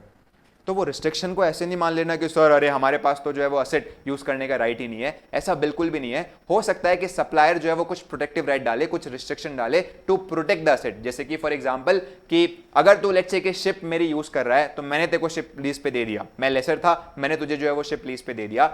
अब तुझे ध्यान में रखना है कि तू जहां चाहे मेरी शिप को लेके जा सकता है एक्सेप्ट पायरेसी जोन में, या फिर एक्सेप्ट ऐसी जगह पे जहां पे बहुत ज्यादा जो है वो सुनामी के आसार है। तो इन सच केस मैं तो यार अपनी शिप को प्रोटेक्ट करने की कोशिश कर रहा हूं, वहां पे क्या गलत बात है। तो इन सच केस ऐसे एक दो राइट जो है वो अगर रिस्ट्रिक्शन प्लेस कर रहे हैं तो आइसोलेशन में उसको कंसिडर करके कंक्लूड करना कि सर लेसी के पास तो राइट टू कंट्रोल है ही नहीं, ये बहुत गलत बात हो जाएगी। तो you have to make sure कि कुछ अगर फॉलोइंग लेट्स से कि उसने बोल के रखा है कि तेरे को एसेट इस तरीके से यूज करना है ताकि एसेट डैमेज ना हो, ये सारी बातें जो है वो लेसर अपने एसेट को प्रोटेक्ट करने के लिए बोल के रखा हुआ है, that should not form the basis to conclude कि भाई हम लोग के लेसी है उसके पास राइट टू कंट्रोल है कि नहीं, राइट। उसके बाद हम लोग का नेक्स्ट पूरा टॉपिक आ जाता है multiple lease component. What is multiple lease component? Well, यहां पे लेसी जो है लेसर के साथ जब कॉन्ट्रैक्ट कर रहा है तो उसे एक ही कॉन्ट्रैक्ट के अंदर जो है वो एक से ज्यादा असेट लीज पे मिल रहा है। अब मुद्दा उठता है कि या दोनों असेट्स की जो लीज की अकाउंटिंग है उसे हम सेपरेटली करें या हम लोग जो है वो दोनों असेट की अकाउंटिंग जो है वो साथ में करें। अगेन वापस से वही बात आ जाती है कि अगर दोनों असेट को आप इंडिपेंडेंटली यूज कर सकते हो, they are not interdependent on each other, तो इन सच केस आपको अकाउंटिंग अलग करनी चाहिए। और लेट्स से कि दोनों असेट्स को आप इंडिपेंडेंटली इंटरडिपेंडेंटली जो है वो एज इन यूज मतलब इंडिपेंडेंटली आप यूज नहीं कर सकते, both are interdependent on each other, तो इन सच केस आपको उसकी अकाउंटिंग जो है वो साथ में करनी है। नेक्स्ट पॉइंट आ जाता है lease component and non lease component. Well, इसके अंदर क्या हो गया कि फॉर एग्जांपल मैं किसी आदमी से एक होटल लीज पे ले रहा हूं और इन सच केस मैं सामने वाले को बोल रहा हूं कि अरे भाई तूने होटल मेरे को लीज पे दे दी है, तू तो पहले होटल चलाता ही था तो तुझे तो होटल चलानी आती है, तो पूरा होटल मैनेज भी तू ही मुझे करके दे दे। अब मुद्दा क्या उठ रहा है, हमको एक असेट भी लीज पे मिल रहा है एंड अलोंग विद दैट हम लोग को कहीं ना कहीं कुछ सर्विस भी साथ में मिल रही है। मैंने किसी से बिल्डिंग लीज पे ले लिया और वो बिल्डिंग मैं लोगों को रेंटल्स के लिए दे रहा हूं, लेट्स से कि पीजी के लिए दे रहा हूं, और वहां पे बिल्डिंग के जो वॉचमैन मुझे चाहिए, मैं सामने वाले कंपनी को बोल रहा हूं कि सर आप प्लीज मुझे जो है वो बिल्डिंग का वॉचमैन भी प्रोवाइड करना स्टार्ट कर दोगे क्या? तो इन सच केस सामने वाला बंदा दोनों ही चीज के पैसे मुझे एक ही अमाउंट में जो है वो चार्ज कर रहा है, सिंगल अमाउंट में चार्ज कर रहा है। तो क्या हम लोग को यहाँ पे लीज कंपोनेंट और नॉन लीज को सेपरेट करना चाहिए कि नहीं करना चाहिए, ये एक सवाल है, और करना है तो किस तरीके से करना चाहिए। बहुत बार ऐसा होता है कि भाई अगर एयरलाइन कोई कंपनी है तो उस केस में यूजुअली ऐसा होता है कि जो एयरलाइंस है वो जब बिजी सीजन होता है तो उस पॉइंट ऑफ टाइम पे फ्लाइट्स को परचेज नहीं करती है, फ्लाइट्स को जो है वो लीज पर ले लेती है, लेकिन वो फ्लाइट्स को सिर्फ लीज पे नहीं लेती है, वो सामने वाली कंपनी को बोलती है कि हम लोग को पूरा एयरक्राफ्ट का क्रू जो है वो भी लीज पे चाहिए। तो इन सच केस पेमेंट आपकी सिंगल होती है, बट सामने वाली जो एयरलाइन कंपनी है वो ऑफन एक तो हम लोग को फ्लाइट लीज पे देती है, अलोंग विद दैट कुछ और सर्विसेज भी जो है वो यहाँ पे साथ में दे रही है। वेट और ड्राई लीज का ये कॉन्सेप्ट ऑफन जो है वो कहलाता है। तो इन सच केस यहाँ पे मेरी पेमेंट एक सिंगल हो रही है, तो अब पेमेंट को हमें जो है वो दो पार्ट में स्प्लिट करना है। क्या सर्विस कॉन्ट्रैक्ट की अलग से रिकॉर्डिंग होनी चाहिए, क्या लीज की अलग से रिकॉर्डिंग होनी चाहिए, तो उसके बारे में बोल के रखा है, डेफिनेटली आपको वो स्प्लिट करना है। आपको जो भी आप कंसिडरेशन पे कर रहे हो, लेट्स से कि फॉर एग्जांपल अगर आप 1 लाख रुपए दे रहे हो और बदले में आपको जो है वो एक घर मिल रहा है, साथ ही कुछ सामने वाला बंदा सर्विसेज दे रहा है, तो मुझे वो 1 लाख की जो कंसिडरेशन है वो दो भाग में एलोकेट करनी है। घर मुझे अगर सेपरेटली लीज पे लेने जाता तो किस भाव में मिल जाता, अगर मैं ये सेपरेटली सर्विस लेने जाता तो किस भाव में मुझे मिल जाती। ये जो स्टैंड अलोन इनकी मार्केट प्राइस है उसके बेसिस पे आपका ये जो 1 लाख का रेंटल है वो दोस्तों एलोकेट हो जाना चाहिए। लेकिन इसके अंदर कभी कभार ऐसा भी हो सकता है कि सामने वाला जब आपसे पैसे ले रहा है तो कुछ पैसे तो ऐसे ले रहा है जहां पे वो सामने वाला अपने पास नहीं रख रहा या खुद से वो कुछ आपको उसके बदले में प्रोवाइड नहीं कर रहा, ये तो बस खाली एज अ ट्रांसफर चार्जेस किसी और को दिए जा रहे हैं। जैसे कि फॉर एग्जांपल एक ही कॉन्ट्रैक्ट के अंदर मैंने बोल दिया कि मुझे जो है वो सामने वाले को 1 लाख रुपए जो है वो एज इन लेने की बात करनी है, एयरक्राफ्ट मैं उसको दूंगा, एयरक्राफ्ट प्लस क्रू, यहां पे मैं साथ में क्रू भी दे रहा हूं, एंड अलोंग विद दैट 1000 रुपए मैं यहां पे इंश्योरेंस के ले रहा हूं। तो मैं यहां पे बात कर रहा हूं इस 1000 रुपए के इंश्योरेंस की। ये 1000 रुपए के इंश्योरेंस के बदले में लेसी को कोई गुड्स या सर्विस नहीं मिला हुआ है, रादर ये इंश्योरेंस करानी मैंडेटरी है, इसलिए यहां पे लेसी को देनी पड़ रही है, और लेसर भी अपने पास नहीं रख रहा है, एक हाथ से वो देता है और दूसरे हाथ से किसी और को वो पकड़ा देता है। तो इन सच केस यहां पे क्योंकि ये आपके जो भी एक्स्ट्रा चार्जेस है जिसमें कोई transfer of goods and service नहीं हो रहा है लेसी के लिए, तो इन सच केस ये वाला जो फीस है वो आपको एक्सक्लूड कर देना है। व्हेन आई से एक्सक्लूड करना है मतलब मान लो कि हम लोग ने अल्टीमेटली ये 1000 रुपए भी लीज और नॉन लीज कंपोनेंट के लिए दिए हैं, इंश्योरेंस के लिए तो हम लोग ने कुछ पैसा दिया ही नहीं है और उसके हिसाब से बुकिंग होनी चाहिए। तो एकदम सिंपल सा एस्पेक्ट हो गया कि आपको यहां पे ध्यान में रखना है। फॉर एग्जांपल लेट्स से कि हम लोग जो है वो सामने वाले को पे कर रहे हैं ₹50,000 प्लस ₹2,000। ये 2,000 मैं प्योरली उसको एडमिनिस्ट्रेशन चार्जेस के तौर पे दे रहा हूं और 50,000 जो है वो मैं दे रहा हूं, और बदले में मुझे सामने वाला बंदा जो है वो दो चीजें दे रहा है। फर्स्ट मुझे एक असेट रेंट पे दे रहा है, प्लस मुझे वादा कर रहा है कि वो एसेट रेगुलरली मुझे जो है वो सर्विस करके देगा या कुछ और एक्स्ट्रा सर्विसेज साथ में प्रोवाइड हो रही है, तो मुझे अब मान लेना है कि एडमिन चार्जेस करके कुछ है ही नहीं, मैं सामने वाले को कितना दे रहा हूं, 52,000 दे रहा हूं, और जिसके बदले में कुछ पैसा मेरे एसेट के यूसेज के लिए और कुछ पैसा मेरे सर्विस के यूसेज के लिए है। तो इन सच केस एसेट की जो भी आपकी मार्केट प्राइस होगी और सर्विस की जो भी मार्केट प्राइस होगी, उन मार्केट प्राइस के रेशियो में या आपकी जो 52,000 की कंसिडरेशन है वो अलोकेट हो जाएगी। ऐसे एक्सपेंसेस जहां पे कोई transfer of goods and service नहीं होता लेसी या लेसर के द्वारा, वो एक्सपेंसेस को हम लोग को जो है वो इग्नोर करके उस एक्सपेंसेस के डेडिकेटेड अमाउंट को साथ में कंसिडर करके लीज और नॉन लीज कंपोनेंट में अलोकेट कर देनी है। तो यार we have to make sure, जैसे कि फॉर एग्जांपल एडमिन फीस हो गया, इंश्योरेंस हो गया, ये सारे खर्चे ऐसे हो गए जहां पे अल्टीमेटली मुझे ये सारे खर्चे भी क्या कर देने हैं, लीज और नॉन लीज कंपोनेंट में जो है वो अलोकेट कर देने हैं on the basis of their stand alone, that is their market price. लेकिन एक बात बहुत अच्छी है, देखो ये मार्केट प्राइस जो है वो सिर्फ लेसर को पता होगी, लेसी को तो ये वाली मार्केट प्राइस पता ही नहीं होगी। तो उस केस में लेसी वापस से वही रोना चालू कर देगा कि यार आपने बोला है कि मार्केट प्राइस पे जो है वो अलोकेट करो, अब मेरा धंधा थोड़ी ना है कि मैं ये एसेट जो है वो सेपरेटली किसी को लीज पे देता हूं, मैं तो खुद यहां पे एसेट प्लस सर्विस सामने वाले से लीज पे ले रहा हूं, तो मुझे क्या पता है कि मार्केट के अंदर ये सर्विसेज अलग से कितने में दी जाती है, मार्केट के अंदर ये जो अल्टीमेटली एसेट है वो अलग से कितने में लीज पे दिया जाता है, तो मैं तो आगे कुछ अकाउंटिंग कर ही नहीं पा रहा। तो वहां पे इंड AS 116 ने बोला सर आपको हम लोग थोड़ा सा प्रैक्टिकल एक्सपीडियंट दे रहे हैं ना। What is practical expedient? Practical purpose के लिए थोड़ा सा इजी बनाने के लिए, बातें थोड़ी पॉसिबल करने के लिए कुछ एग्जेम्पशंस देके रखे हुए। वहां पे लेसी को बोल दिया आप चाहो तो लीज और नॉन लीज कंपोनेंट को सेपरेट ना कर कर सीधा मान लो कि जो भी अमाउंट आप पे कर रहे हो वो सारा का सारा किसके टुवर्ड्स पे कर रहे हो, लीज कंपोनेंट के टुवर्ड्स पे कर रहे हो। तो ये एग्जेम्पशन सिर्फ और सिर्फ लेसी के लिए है, लेसर को ये वाला एग्जेम्पशन नहीं है, बिकॉज यहां पे इंड AS 116 मानता है कि भाई लेसर आप तो जो है वो स्टैंड अलोन प्राइजेस निकाल सकते हो, जो भी एसेट प्लस सर्विस आप सामने वाले को दे रहे हो, तो you should allocate this consideration, right. तो ये कुछ बातें हम लोग की हो गई जो थोड़ी सी थियोरेटिकल थी बट करनी बहुत जरूरी थी। अब हम लोग के 2 दिन हो गए, फर्स्ट जिसको हम बोलते हैं इंसेप्शन डेट, दूसरा हम लोग के लिए हो जाएगा दोस्तों कमेंसमेंट डेट। जैसे कि ऑलरेडी मैंने बता दिया, इंसेप्शन डेट मतलब वो वाली डेट जहां पे हम लोग लीज एग्रीमेंट सामने वाले लेसर के साथ एंटर कर रहे हैं, या मेजरली जो भी प्रिंसिपल टर्म्स है वो हम लोग सामने वाले के साथ जो है वो एज एन डिस्कस कर रहे हैं और फाइनलाइज हो चुके हैं। इनमें से जो भी अर्लियर डेट है that shall be considered as inception date. Well, inception date पे कोई अकाउंटिंग नहीं होती है, बट अकाउंटिंग किस तरीके से होगी उसकी बात अल्टीमेटली इसी दिन असेस की जाती है। इस दिन ही आप असेस करते हो कि भाई कॉन्ट्रैक्ट सच्ची में लीज कॉन्ट्रैक्ट है या एक नॉन लीज कॉन्ट्रैक्ट है, मतलब एक सर्विस कॉन्ट्रैक्ट है। कमेंसमेंट डेट मतलब जहां पे साक्षात आपके लिए जो है वो असेट एज इन सामने आके बोला कि करो भाई मुझे यूज करो, तो इन सच केस यहां पे आपकी अकाउंटिंग स्टार्ट हो जाएगी। यही ऐसा दिन है जहां पे लेसी जो है वो अकाउंटिंग करना चालू कर देगा। यहां पे एक बात हम लोग को ध्यान में रखनी है कि आपकी जो कमेंसमेंट डेट है वो हो सकता है कि रेंट फ्री पीरियड को भी कवर करे। इसका मतलब यहां पे क्या हो गया, वेल लेट्स से कि कभी कभार ऐसा होता है कि हम जो है वो सामने वाले को बोलते हैं कि भाई ऐसे मेरे को असेट तो अप्रैल 1 से यूज करना है, लेकिन उस एसेट के अंदर बहुत सारे चेंजेस कराने हैं, तो आप मुझे मार्च 1 से ही इसको रेंट पे दे दीजिए। वो 31 दिन तक जो है वो अल्टीमेटली जो भी चेंज मुझे कराना रहेगा मैं करवा दूंगा, और उसके बाद 1 अप्रैल से जो भी चीज मैं यूज करूंगा उसके लिए भाड़ा पे करना चालू कर दूंगा। अब सवाल रेज हो रहा है कि मेरे लिए कमेंसमेंट डेट मार्च 1 माना जाएगा या अप्रैल 1, बिकॉज पेमेंट तो आपकी अप्रैल 1 के बाद की पीरियड की हो रही है, लेकिन मैं यूज करना तो मार्च 1 से ही एसेट चालू कर रहा हूं। तो यहां पे गाइडेंस ये कि भाई आप जो है ये वाला जो पीरियड है इसको भी एज इन मानोगे कि बॉस आपकी कमेंसमेंट डेट चालू हो चुकी है। मतलब यहां पे मेरे लिए 1 मार्च एक ऐसी डेट होगी जिस दिन माना जाएगा कि बॉस मेरा कमेंसमेंट डेट जो है वो स्टार्ट हो चुका है। टाइमिंग ऑफ पेमेंट जो है वो मैटर नहीं करता, एसेट यूज के लिए मिला बात खत्म। चुपचाप यहां पे जो है वो दिखा दो कि बॉस आप एसेट को जो है वो यूज करना स्टार्ट कर दिए हो, कमेंसमेंट डेट आपकी चालू हो चुकी है। अब आपका जो है वो नेक्स्ट पॉइंट आ जाता है लेट इज कि सर लीज टर्म में हम लोग को क्या क्या लेना है, और ये हम लोग बात कर रहे हैं लेसी की पर्सपेक्टिव से। देखो कुछ पीरियड ऐसे हो सकते हैं जो रेंट फ्री पीरियड है, जैसे कि फॉर एग्जांपल यहां पे जो मैं मार्च महीने का एसेट यूज कर रहा था ये रेंट फ्री पीरियड था, बट ये भी आपका लीज टर्म में आएगा। उसके बाद आपका नॉन कैंसिलेबल पीरियड है, मतलब ऐसा पीरियड हो गया जहां पे लेसर भी कुछ नहीं बोल सकता, लेसी भी कुछ नहीं बोल सकता, दोनों को ही उस पॉइंट ऑफ टाइम के लिए जो है वो अल्टीमेटली अपनी ऑब्लिगेशंस को पूरा करना ही पड़ेगा, कोई और दूसरी बात हो ही नहीं सकती। तो वो नॉन कैंसिलेबल पीरियड तो आएगा ही।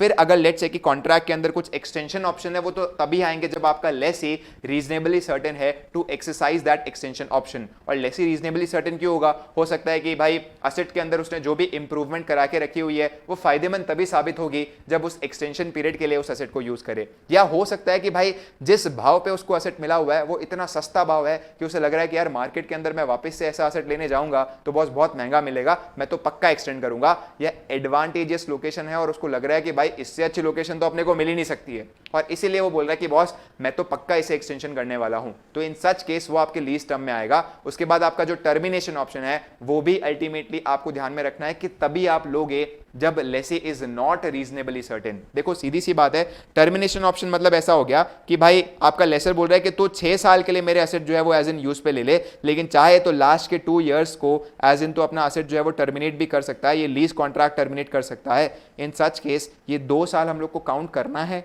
या नहीं करना है, ये उस बात पे निर्भर करता है कि लेसी इसे एक्सरसाइज करने वाला है कि नहीं करने वाला है। अगर लेसी टर्मिनेशन ऑप्शन एक्सरसाइज नहीं करने वाला तो आप इन 2 साल को काउंट कीजिए, और अगर लेसी टर्मिनेशन ऑप्शन को एक्सरसाइज करने वाला है तो आपके लिए टेक्निकली साल कितने हो गए, 4 साल। सर ये लीज टर्म हम लोग के लिए इतना इंपॉर्टेंट क्यों है? वेल यहां पे आपका रोल आ जाता है अकाउंटिंग का। अकाउंटिंग में हम लोग को पहले ध्यान में रखना पड़ेगा कि लेसी के लिए अगर लेट्स से कि वो एग्जेम्पशन क्लेम नहीं करता जो शॉर्ट टर्म लीज वाला है और लो वैल्यू एसेट वाला है, तो इन सच केस यहाँ पे लेसी को मेक श्योर करना है कि वो जितने भी उसके टाइम पीरियड के लिए लीज रेंटल्स देने वाला है वो सारे के सारे जो लीज रेंटल है he have to discount at a discounting rate. ये सारे के सारे लीज रेंटल जो है वो उसे डिस्काउंटिंग रेट पे क्या करना पड़ेगा, डिस्काउंट करना पड़ेगा। और अल्टीमेटली वो लीज रेंटल्स जो है डिस्काउंट करने के बाद जो भी आपकी प्रेजेंट वैल्यू आ रही है वो प्रेजेंट वैल्यू उसके लिए बन जाएगी lease liability, and at the same point of time same amount उसके लिए बन जाएगी ROU असेट। अब मुद्दा उठता है कि यहाँ पे 2 सवालों का जो है वो जवाब पाना बहुत ही जरूरी है।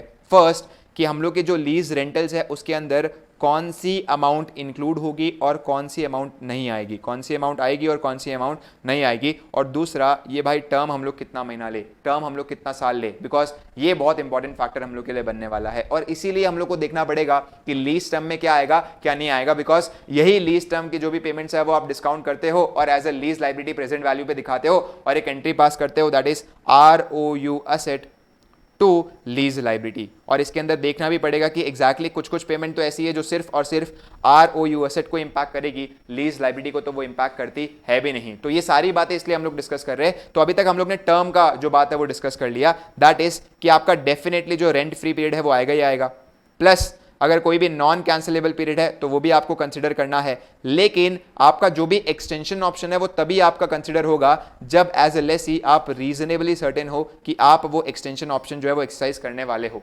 और लेट से कि अगर कॉन्ट्रैक्ट में ऐसे बोल के रखा हुआ है कि लास्ट के कुछ फ्यू इयर्स में आप टर्मिनेट भी कर सकते हो, तो वो वाला पीरियड आपको तभी काउंट करना है जब आप रीजनेबली सर्टेन हो कि आप ये टर्मिनेशन वाला जो ऑप्शन है वो एक्सरसाइज करने का कोई इरादा नहीं रख रहे। और जितना लंबा आपका लीज टर्म होगा दोस्तों उतने आसार है कि यहाँ पे आपकी जो लीज लाइबिलिटी है वो ज्यादा आए। तो आपको बारीकी से देखना पड़ेगा क्वेश्चन में कि एग्जैक्टली मुझे जो है वो लीज टर्म में कितने ईयर्स को लेना है और कितने ईयर्स को नहीं लेना। अब देखो टर्मिनेशन ऑप्शन पे एक एनालिसिस बहुत अच्छा देके रखा हुआ है मॉड्यूल के अंदर कि ये टर्मिनेशन ऑप्शन कभी लेसी के पास होता है, कभी लेसर के पास होता है, कभी दोनों के पास होता है।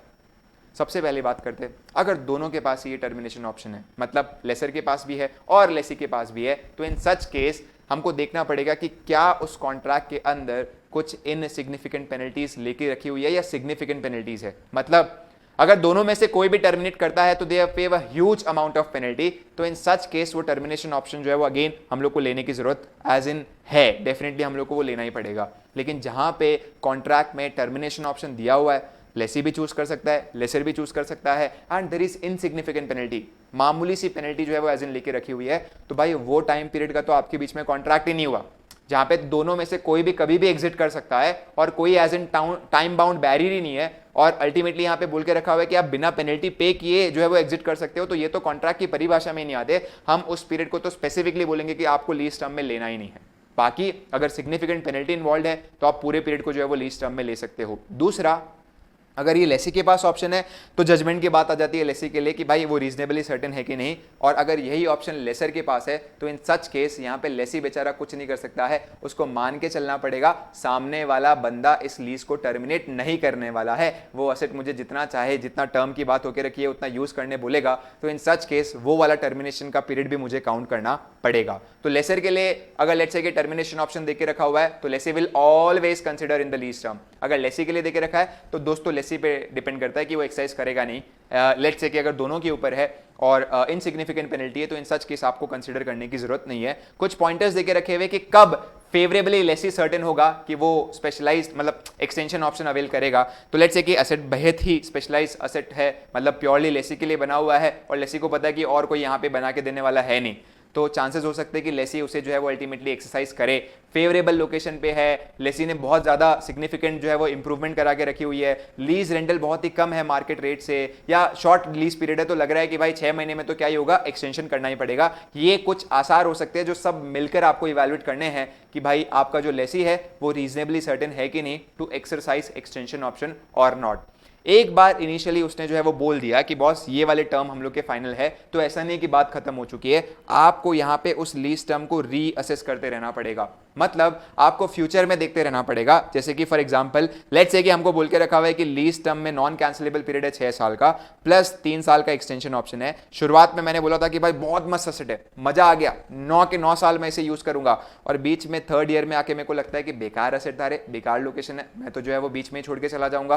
तो इन सच केस यहां पे मेरे लीज टर्म जो है वो ओवरऑल अगर देखा जाए तो वापस से कितना हो रहा है, 6 इयर्स हो रहा है। तो इन सच केस मुझे रीअसेसमेंट की अकाउंटिंग करनी पड़ेगी। हम सीखेंगे व्हाट इज रीअसेसमेंट का अकाउंटिंग, बट यहां पे यही बोला है कि एक बार आपने कुछ टर्म को फाइनल कर दिया, इसका मतलब ये नहीं कि आगे की अकाउंटिंग बस उसी भरोसे होगी, आपको ये रीअसेस करते रहना है। खास करके जो 2 ऑप्शन आपको देके रखे हुए, एक तो आपका जो एक्सटेंशन ऑप्शन है वो, और दूसरा आपका जो टर्मिनेशन ऑप्शन है वो, ये रीअसेस करते रहना है। हो सकता है कि भाई लेसी पहले बोले कि मैं तो एक्सटेंड नहीं करने वाला, फिर बोले मुझे करना है, पहले बोले कि मैं तो करके ही रहूंगा, फिर बोले नहीं यार मेरे को तो नहीं करना। Same goes for your termination option. तो आपको हर एंड में देखता है कि भाई लेसी अपनी बात पे अड़ा है कि नहीं अड़ा है, राइट।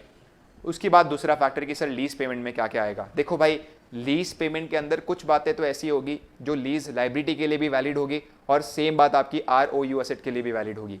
लेकिन कई बातें ऐसी है जो सिर्फ और सिर्फ ROU एसेट को ही बढ़ाएगी, आपके लीज लाइबिलिटी में इंपॉर्टेंट रोल प्ले नहीं करेगी। तो सबसे पहले यहाँ पे बोल के रखा हुआ है present value of fixed payment. मतलब यहाँ पे सिंपल सा बात हो गया कि अगर ऐसे बोल के रखा हुआ है कि आपको ईयर 1 के लिए 30,000 देना पड़ेगा, ईयर 2 के लिए 30,000 देना पड़ेगा, या ईयर 3 के लिए 30,000 देना पड़ेगा, तो यहाँ पे अल्टीमेटली ये फिक्स पेमेंट की जो प्रेजेंट वैल्यू है वो हमारे लीज लाइबिलिटी को भी बढ़ाएगी, और सेम अमाउंट आपकी ROU एसेट में भी आएगी। Present value of in substance fix payment भी ऐसा ही आएगा। सर ये इन सब्सटेंस फिक्स पेमेंट क्या है? ऐसी पेमेंट जो अल्टीमेटली दिख तो वेरिएबल रही है बट वो है बहुत फिक्स। जैसे आपने पेमेंट कोई ऐसे इवेंट के ऊपर डिपेंड कर दिया जो कि होना निश्चित है। फॉर एग्जाम्पल लेट्स से कि मैंने ऐसा बोल दिया कि भाई मैं तुझे जो है वो हर साल 30 हज़ार रुपए जो है वो एज इन रेंटल्स के तौर पे करूंगा, लेकिन हर साल मैं तेरे को 5,000 रुपए एक्स्ट्रा दूंगा अगर मैं मशीन का जो है वो खटका एक भी दिन चालू कर देता हूं। तो यहां पे तो शॉर्ट है ना कि भाई अपने को पैसे देने ही पड़ेंगे, अवॉइड किए जा ही नहीं सकते। तो वो पेमेंट आपकी इन सब्सटेंस आ गई। या फिर आपने वेरिएबल की कंडीशन ऐसी रखी है जिसके अंदर मिनिमम तो कुछ अमाउंट देना ही पड़ेगा। फॉर एग्जाम्पल मैंने उसको बोल दिया कि भाई 3 लाख की पेमेंट तो मैं तेरे को हर साल दूंगा ही दूंगा एज ए लेसी, बट एक और बात बोल दी कि मैं तुझे जो है वो हर साल कुछ एक्स्ट्रा पेमेंट भी दूंगा, दैट इज 1 लाख और 2% of my sales whichever is higher. तो यहां पे अगर आप देखोगे तो यार आपकी सेल अगर 0 भी होती है तो भी अल्टीमेटली आपको 1 लाख का तो देना ही पड़ेगा पेमेंट, वो अवॉइड नहीं किया जा सकता। तो इसको मैं बोलूंगा भले ये वेरिएबल साउंड हो रहा है बट ये आपके उस पूरे वेरिएबल पार्ट में इन सब्सटेंस फिक्स पेमेंट है, जिसको आपको जो है वो प्रेजेंट वैल्यू पे डिस्काउंट करके लीज लाइबिलिटी में भी कंसीडर करना है और ROU एसेट में भी कंसीडर करना है। तीसरा आपका आ जाता है ऐसी variable payment which are dependent on index और इन्फ्लेशन रेट, जो कि एंटिटी की एक्टिविटी के ऊपर डिपेंड नहीं करती है, रादर आपके देश के इंडेक्स रेट पे डिपेंड करती है। जैसे कि लेसी को बोल के रखा है कि भाई ईयरली आप जो है वो 10 लाख रुपए हमें पे करोगे, लेकिन अगर इन्फ्लेशन इंडेक्स रेट जो है वो 6% से बढ़ता है तो आपको अल्टीमेटली हम लोग को जो है वो उतनी अमाउंट बढ़ी हुई पे करनी पड़ेगी। तो अब ये ऐसी बात है जो कि लेसी के हाथ में नहीं थी, ना ही लेसर के हाथ में थी, ये कुछ मार्केट फैक्टर्स के ऊपर डिपेंडेंट थी। और मार्केट फैक्टर्स के ऊपर अगर कोई बात डिपेंडेंट है तो आज भले आप एस्टिमेट नहीं कर सकते, बट जब आपको ये पेमेंट करनी पड़ेगी और जब आप पेमेंट कर रहे हो तो डेफिनेटली आपकी लाइबिलिटी को भी इंपैक्ट करेगा और ROU एसेट को भी इंपैक्ट करेगा। लेकिन ऐसी वेरिएबल पेमेंट जो कि इंडेक्स और रेट के ऊपर डिपेंड नहीं करता, एंटिटी की एक्टिविटी के ऊपर डिपेंड करता है, तो वो आपकी पेमेंट सीधी की सीधी प्रॉफिट एंड लॉस में जाएगी विद द सिंपल लॉजिक कि यार अगर ये वाली पेमेंट्स को आप ROU एसेट में दिखाते हो ना, या ये वाली पेमेंट के जो प्रेजेंट वैल्यूज है उसको अगर आप लीज लाइबिलिटी में दिखाते हो ना, तो बहुत गलत हो जाएगा। जैसे आप थोड़ा सा सिनारियो इमेजिन करो, मैं ईयर 1 पे हूं और ऐसा हम लोग के बीच में बात हुआ है कि आप मिनिमम 10 लाख तो जो है वो पेमेंट करोगे ही करोगे एज ए लेसी, और आपके साथ जो है वो एक और बात यहां पे होके रखी हुई है कि आप अपने 2% ऑफ सेल्स का अमाउंट भी पे करोगे। तो मतलब 10 लाख तो देना ही है, प्लस 2% ऑफ सेल्स भी सामने वाले को देना है। अब मेरे पहले साल में भरपूर सेल हुई है, मुद्दा उठ रहा है कि सेल के कारण जो भी एक्स्ट्रा पेमेंट आ रही है उसका भुगतान मैं करना चाहिए, बिकॉज मैचिंग कॉन्सेप्ट भी यही बोलता है कि बॉस कोई भी ऐसा खर्चा आपने किया हुआ है जो एक स्पेसिफिक इनकम को जनरेट करने के लिए एज एन इनकर किया हुआ है, तो वो खर्चा आपका हाथों हाथ उस इनकम के अगेंस्ट दिखना चाहिए। अब अगर ये वाले खर्चे को मैं ROU एसेट में लेके गया और उसके बाद ROU एसेट को मैं टाइमली डेप्रिशिएट करता जा रहा हूं सब्सिक्वेंटली, तो ये तो गलत हो जाएगा ना, क्योंकि सेल तो आपकी इस साल हो रही है, उस सेल के कारण पेमेंट इस साल बढ़ रही है और अल्टीमेटली वो पेमेंट का जो भी रिपरकशन है वो आपका अल्टीमेटली फ्यूचर ईयर्स में क्या हो रहा है, स्प्रेड हो रहा है। तो इसीलिए बोल दिया कि आपकी कोई भी अगर वेरिएबल पेमेंट है जो कि इंडेक्स रेट के ऊपर डिपेंडेंट नहीं है, आपकी एक्टिविटी के ऊपर डिपेंडेंट है, तो जिस साल वो एक्टिविटी हुई है और उस एक्टिविटी के कारण वो पेमेंट अराइज हुई है, आपके उस साल में अल्टीमेटली जो है वो आपका वो पेमेंट आना चाहिए सीधा प्रॉफिट एंड लॉस में। It should not touch the lease liability और योर ROU एसेट। उसके बाद परचेस ऑप्शन, कभी कभार ऐसा हो सकता है ना कॉन्ट्रैक्ट के अंदर, जहां पे वो बोले मैं लेसी हूं, लेट्स से कि सामने वाले आप लेसर है, आप मुझे बोल रहे हो सर 5 साल के लिए आप एसेट यूज करो और उसके बाद ये एसेट परचेज करने का ऑप्शन हमको दे रहे हैं, 30 लाख रुपए में आप चाहो तो हमसे ये एसेट परचेज भी कर सकते हो। अब ये परचेज प्राइस मुझे जो है वो लीज पेमेंट्स के अंदर लेनी है कि नहीं लेनी है। जब मैं लिख रहा हूं year 1, year 2, year 3, year 4, year 5, तो उस 5th ईयर में मैं अल्टीमेटली इस पेमेंट को लूँ कि नहीं लूँ, ये उस बात पर निर्भर करेगा कि एज ए लेसी मैं कितना रीजनेबली सर्टेन हूं कि इस परचेज ऑप्शन को मैं एक्सरसाइज करने वाला हूं। अगर मुझे लग रहा है कि यार एसेट बहुत मस्त है, डेफिनेटली मैं इसे अपना बनाना चाहता हूं, तो यहाँ पे आपको जो है वो पेमेंट्स के अंदर परचेज ऑप्शन की प्राइस को भी कंसिडर करना चाहिए। लेकिन अगर आपको लग रहा है कि नहीं भाई ये एसेट को मैं परचेज करने का कोई इरादा नहीं रखता, तो इन सच केस आपको जो है वो परचेज ऑप्शन की प्राइस जो है वो कंसिडर करने की कोई जरूरत नहीं है। लेकिन ये वाला पॉइंट भी ऐसा हो गया जो आपको रीअसेस करते रहना पड़ेगा, बिकॉज ऐसा हो सकता है ना कि ईयर 1 के बिगनिंग में बोलो कि यार एसेट मेरे को दाई नहीं आ रहा, मैं तो परचेज नहीं करूंगा, और ईयर 2 के एंड में आपका मन जो है वो चेंज हो जाए और आपको लगे कि यार बहुत मस्त एसेट है, अपने तो इसको परचेज करके रहेंगे। तो ईयर 1 में आपने परचेज ऑप्शन को लिस्ट पेमेंट्स में नहीं लिया रहेगा, बट आप 2 साल बाद जो है वो अल्टीमेटली जब सोच रहे हो कि मुझे ये परचेज ऑप्शन ऑप्ट करना है और मुझे पेमेंट करनी है, तो इन सच केस आपको वहाँ पे रीअसेसमेंट करना पड़ेगा इस लीज का। हम सीखेंगे कि वो रीअसेस कैसे होगा, बट मैं बस खाली बता रहा हूँ कि एक ऐसा पॉइंट हो गया जो अल्टीमेटली कल जाके रीअसेसमेंट के लिए आपको मजबूर कर सकता है। सेम बात आपकी जो है वो टर्मिनेशन पेनल्टी की बात होती है कि टर्मिनेशन पेनल्टी की प्रेजेंट वैल्यू आपको तभी लेनी है जब आप यहाँ पे रीजनेबली सर्टेन हो कि आप जो है वो लीज कॉन्ट्रैक्ट में टर्मिनेशन ऑप्शन को एक्सरसाइज करने वाले हो। जैसे कि फॉर एग्जांपल हमको ये बोल के रखा हुआ है कि भाई 6 साल के जो है वो लीज टर्म है, आप चाहो तो लास्ट 2 इयर्स जो है वो टर्मिनेट कर सकते हो, लेकिन अगर आप टर्मिनेट करते हो तो आपको 4 लाख की पेनल्टी देनी पड़ेगी। अब पहली बात तो सर टर्मिनेशन ऑप्शन में एक्सरसाइज कर रहा हूं कि नहीं कर रहा, ये एक सवाल हो गया। लेट्स से कि मैं अगर ये टर्मिनेशन ऑप्शन एक्सरसाइज नहीं कर रहा तो ये 4 लाख को कंसिडर नहीं करना, आपके जो है वो 6 साल की पेमेंट्स आएगी और वो पेमेंट्स को आपको जो है वो नॉर्मली सा डिस्काउंट करना है। लेकिन जहां पे आप टर्मिनेशन ऑप्शन ऑप्ट कर रहे हो तो आपकी जो पेमेंट है वो सिर्फ 4 साल की आएगी, 1 2 3 4, और जो भी आपकी पेमेंट्स आएगी उसमें एक और एडिशनल पेमेंट आ जाएगी, दैट इज ₹4 लाख, जो कि आप 4th ईयर के एंड पे करोगे टू टर्मिनेट द लीज। और वो भी आज ही आप जो है वो पहले से लाइबिलिटी और ROU एसेट के अंदर बुक करके रखोगे। आपकी बात सेम आ जाती है with regards to guaranteed residual value. कभी कभार ऐसा होता है कि लेसर बड़ा ही इनसिक्योर फील करता है, वो बोलता है कि यार मैंने ये एसेट खरीदा है जिसकी लाइफ 10 साल की है और तू मेरे से एसेट जो है वो पूरे के पूरे 9 साल लेकर चला गया, अब वापस से मेरे पास जब ये एसेट लौट के आया तो इसका तो मार्केट का कुछ भाव ही नहीं बचेगा और फिर मेरे को तो बहुत ज्यादा नुकसान हो रहा है इस डील में, तो मैं तेरे लिए एसेट खरीद रहा हूं ऐसा लग रहा है। तो वहां पे लेसी उसको थोड़ा सा अश्योरेंस देता है कि टेंशन मत ले, जब 9th ईयर पे मैं एसेट तेरे को वापस करूंगा ना तो तेरे को मैं इसकी 5 लाख रुपए की रेसिडुअल वैल्यू दिलवा के दे दूंगा, ऐसी बात नहीं बोल रहा, दिलवा के दे दूंगा। तो इन सच केस यहां पे आज जब हम लोग ईयर 1 पे बैठे हुए हैं तो ईयर 1 पे हम सोच रहे हैं कि भाई वो जो हम लोग ने वादा कर तो दिया था, तो वो वादा पूरा करने के लिए कितना पेमेंट भरना पड़ सकता है। अब लेसी एस्टिमेट करता है ईयर 1 पे बैठा बैठा कि यार 5 लाख का मैंने वादा किया था कि मैं दिलवा दूंगा, मुझे ऐसा लगता है कि एसेट को मार्केट में बेच के उस वक्त भी 3 लाख तो आ ही जाएंगे, मुझे मेरी जेब से कितने भरने पड़ सकते हैं, 2 लाख। तो मेरे लिए जो है वो सिर्फ और सिर्फ 2 लाख की अमाउंट जो है वो लीज पेमेंट्स में आनी चाहिए। बट जहां पे मुझे लग रहा है कि भाई 2 लाख भी नहीं भरने पड़ेंगे, बिकॉज उस वक्त पूरे के पूरे 5 लाख ही जो है वो असेट को मार्केट दे ही देगा, तो इन सच केस 1 रुपया भी मुझे नहीं लेना। लेकिन अगेन ये वाली चीज ऐसी होगी जो आपको रीअसेस करते रहनी है। हो सकता है कि ईयर 1 में आपने ऐसा सोचा रहेगा कि पूरे 5 लाख जो है वो मार्केट दे देगा, बट फिर आपको ईयर 1 के एंड पे आके लग रहा है कि नहीं भाई मुझे 5 लाख तो मार्केट नहीं देता हुआ लग रहा है, बट 4 लाख दे देगा, लेकिन वादा मैंने बोला है कि 5 लाख का दिलवा के रहूंगा, तो 1 लाख रुपए मुझे मेरे जेब से भरने पड़ सकते हैं। तो ये वाला पॉइंट मुझे कवर करना पड़ेगा, वापस से मुझे मेरी लीज लाइबिलिटी को रीअसेस करना पड़ेगा और जो भी चेंजेस है वो मुझे देखना पड़ेगा कि रीअसेसमेंट के हिसाब से कैसे मुझे अकाउंटिंग करनी है। बट खाली मैं बता रहा हूं कि गारंटेड रेसिडुअल वैल्यू जैसे मैंने 5 लाख की करके रखी है वो पूरी अमाउंट नहीं आती है, आपको एस्टीमेट करना पड़ेगा कि आपको कितना भरना पड़ सकता है, उसकी जो प्रेजेंट वैल्यू है वही आपकी आएगी। और सर कौन से ईयर में देखना है? एंड ऑफ द ईयर में, जब आप असेट क्या करने वाले हो, रिटर्न करने वाले हो, राइट। सो ईयर जो भी आपकी गारंटेड रेसिडुअल वैल्यू है, जो भी एस्टिमेट अमाउंट आप पे करने की सोच रहे हो, वो अमाउंट आपको डेफिनेटली दोनों जगह पे लेना पड़ेगा, लीज लायबिलिटी में भी और ROU एसेट में। बट किस वैल्यू पे लेना है? ये प्रेजेंट वैल्यू पे। जैसे गारंटी अमाउंट मैंने 10,000 की देखी रखी है और एस्टिमेटेड रेसिडुअल वैल्यू 3,000 का है, तो मुझे यहाँ पे कैलकुलेशन में दोस्तों 7,000 ही कंसिडर करने की जरूरत है। फिर आपका नेक्स्ट पॉइंट आ जाता है लीज इंसेंटिव। ये क्या हो रहा है, राइट? लीज इंसेंटिव का मतलब ये हो गया, फॉर एग्जांपल लेट्स से कि मैं मस्त एक ऑलरेडी जो है वो बिल्डिंग में बैठा हुआ था और वहां पे एज इन मेरा अच्छा खासा धंधा चल रहा था। एक दिन किसी एक रियल एस्टेट डेवलपर से मेरी बात हुई और वो बोलता है कि यार ये बिल्डिंग की जगह पे मैं तेरे को एक अच्छी बिल्डिंग जो है वो लीज पे दे देता हूं, वो तेरे लिए बहुत फायदेमंद होगी। मैंने बोला कि यार लेकिन मैंने ऑलरेडी इस बिल्डिंग वाले के साथ जो है वो कॉन्ट्रैक्ट एंटर किया हुआ है और ऑलरेडी मैंने ये लीज पे लेके रखा हुआ है, तो मुझे कुछ ना चार्जेस पे करने पड़ सकते हैं, प्लस यार मेरे को बेमतलब के ट्रांसपोर्ट चार्जेस जो है वो इनकर करने पड़ सकते हैं। तो बेमतलब का यार इतना मगजमारी है, क्यों ऐसा सब करना है? तो यहाँ पे लेसर थोड़ा सा एक्साइटेड हो जाता है, जो रियल एस्टेट डेवलपर है वो थोड़ा सा एक्साइटेड होकर बोलता है भाई तू टेंशन मत ले, ये सब करने के लिए मैं तेरे को सामने से कुछ खर्चे के लिए पैसे दे दूंगा, जिसको हम लोग यहां पे नाम लेंगे लीज इंसेंटिव्स का। अब लीज इंसेंटिव जो है वो एग्जैक्टली किस तरीके से हम लोग को लेने हैं वो ध्यान में रखना है। बट दोस्तों ये हम लोग की पेमेंट को बढ़ाएंगे नहीं, रादर ये हम लोग की पेमेंट को कम कर देंगे।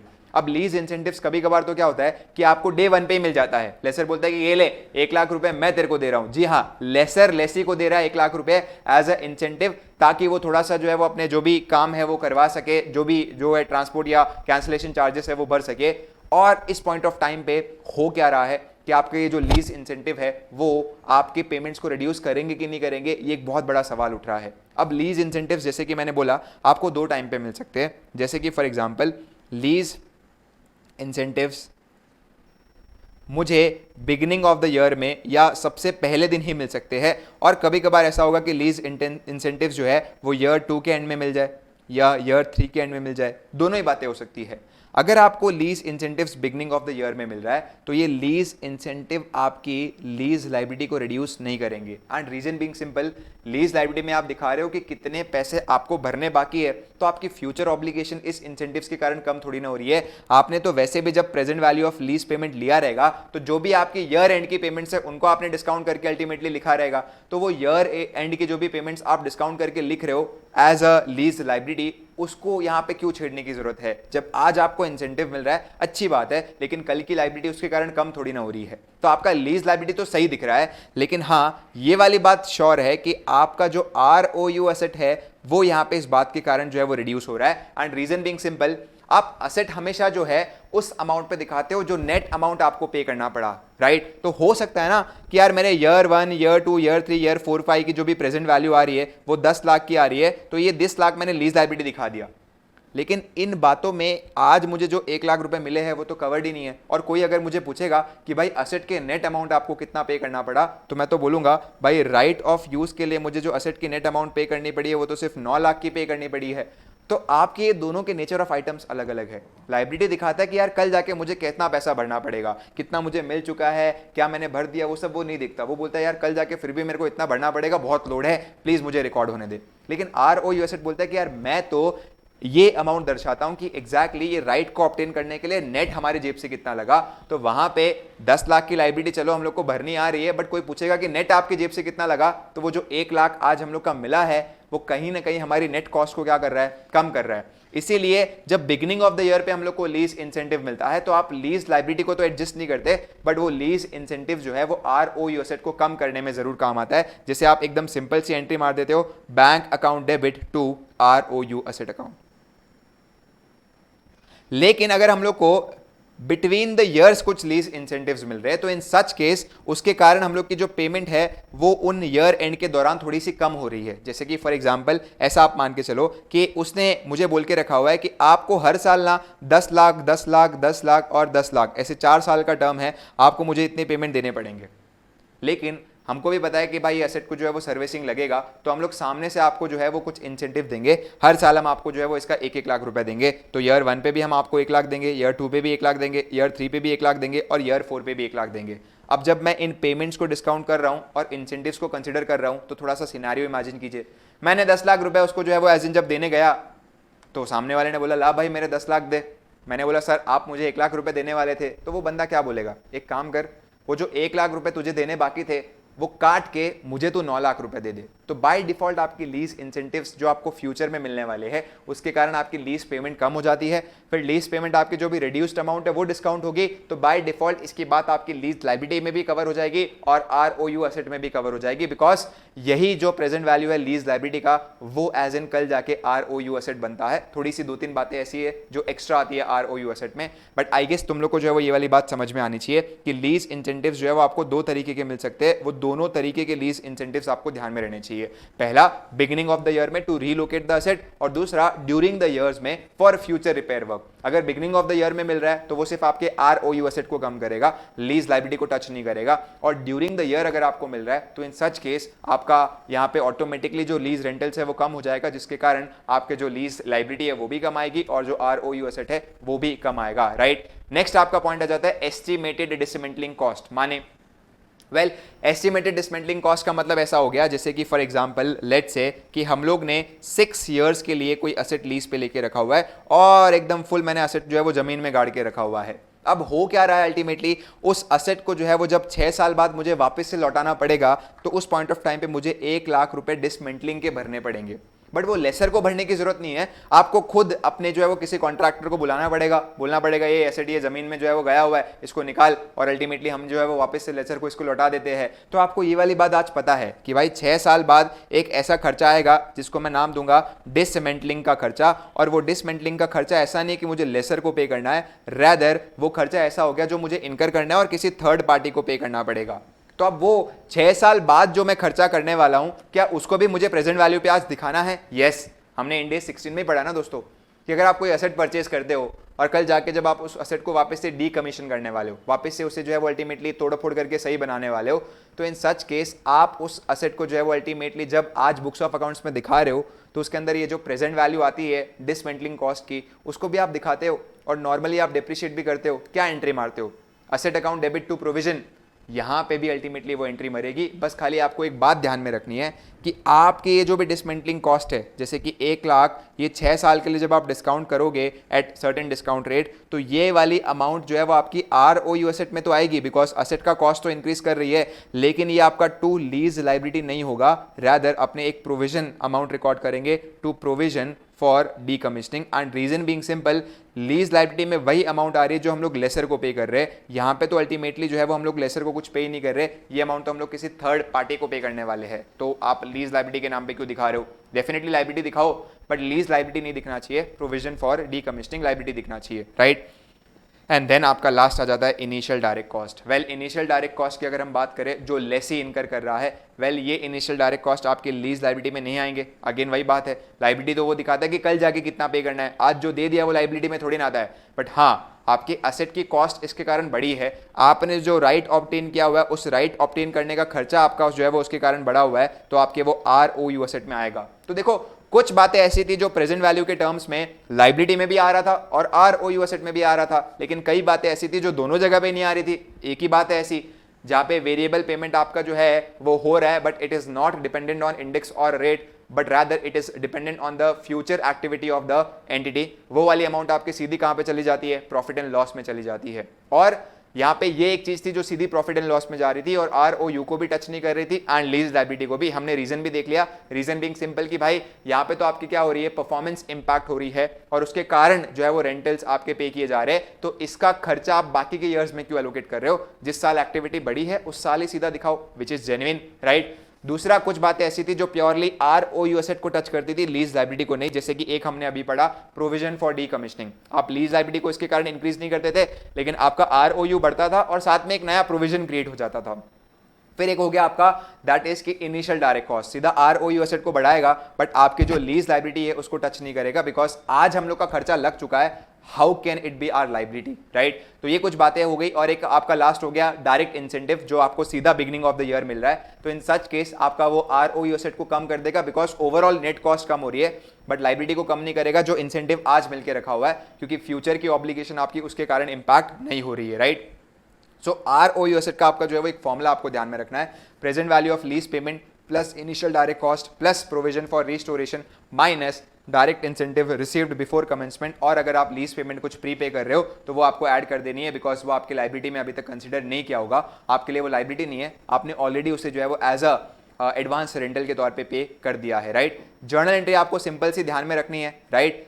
इसको आप सेपरेटली भी जो है वो पास ऑन कर सकते हो और एक साथ भी कर सकते हो, जैसे कि फॉर एग्जांपल आपके जो लीज इंसेंटिव है उसकी एंट्री हो सकती है bank account debit to ROU asset.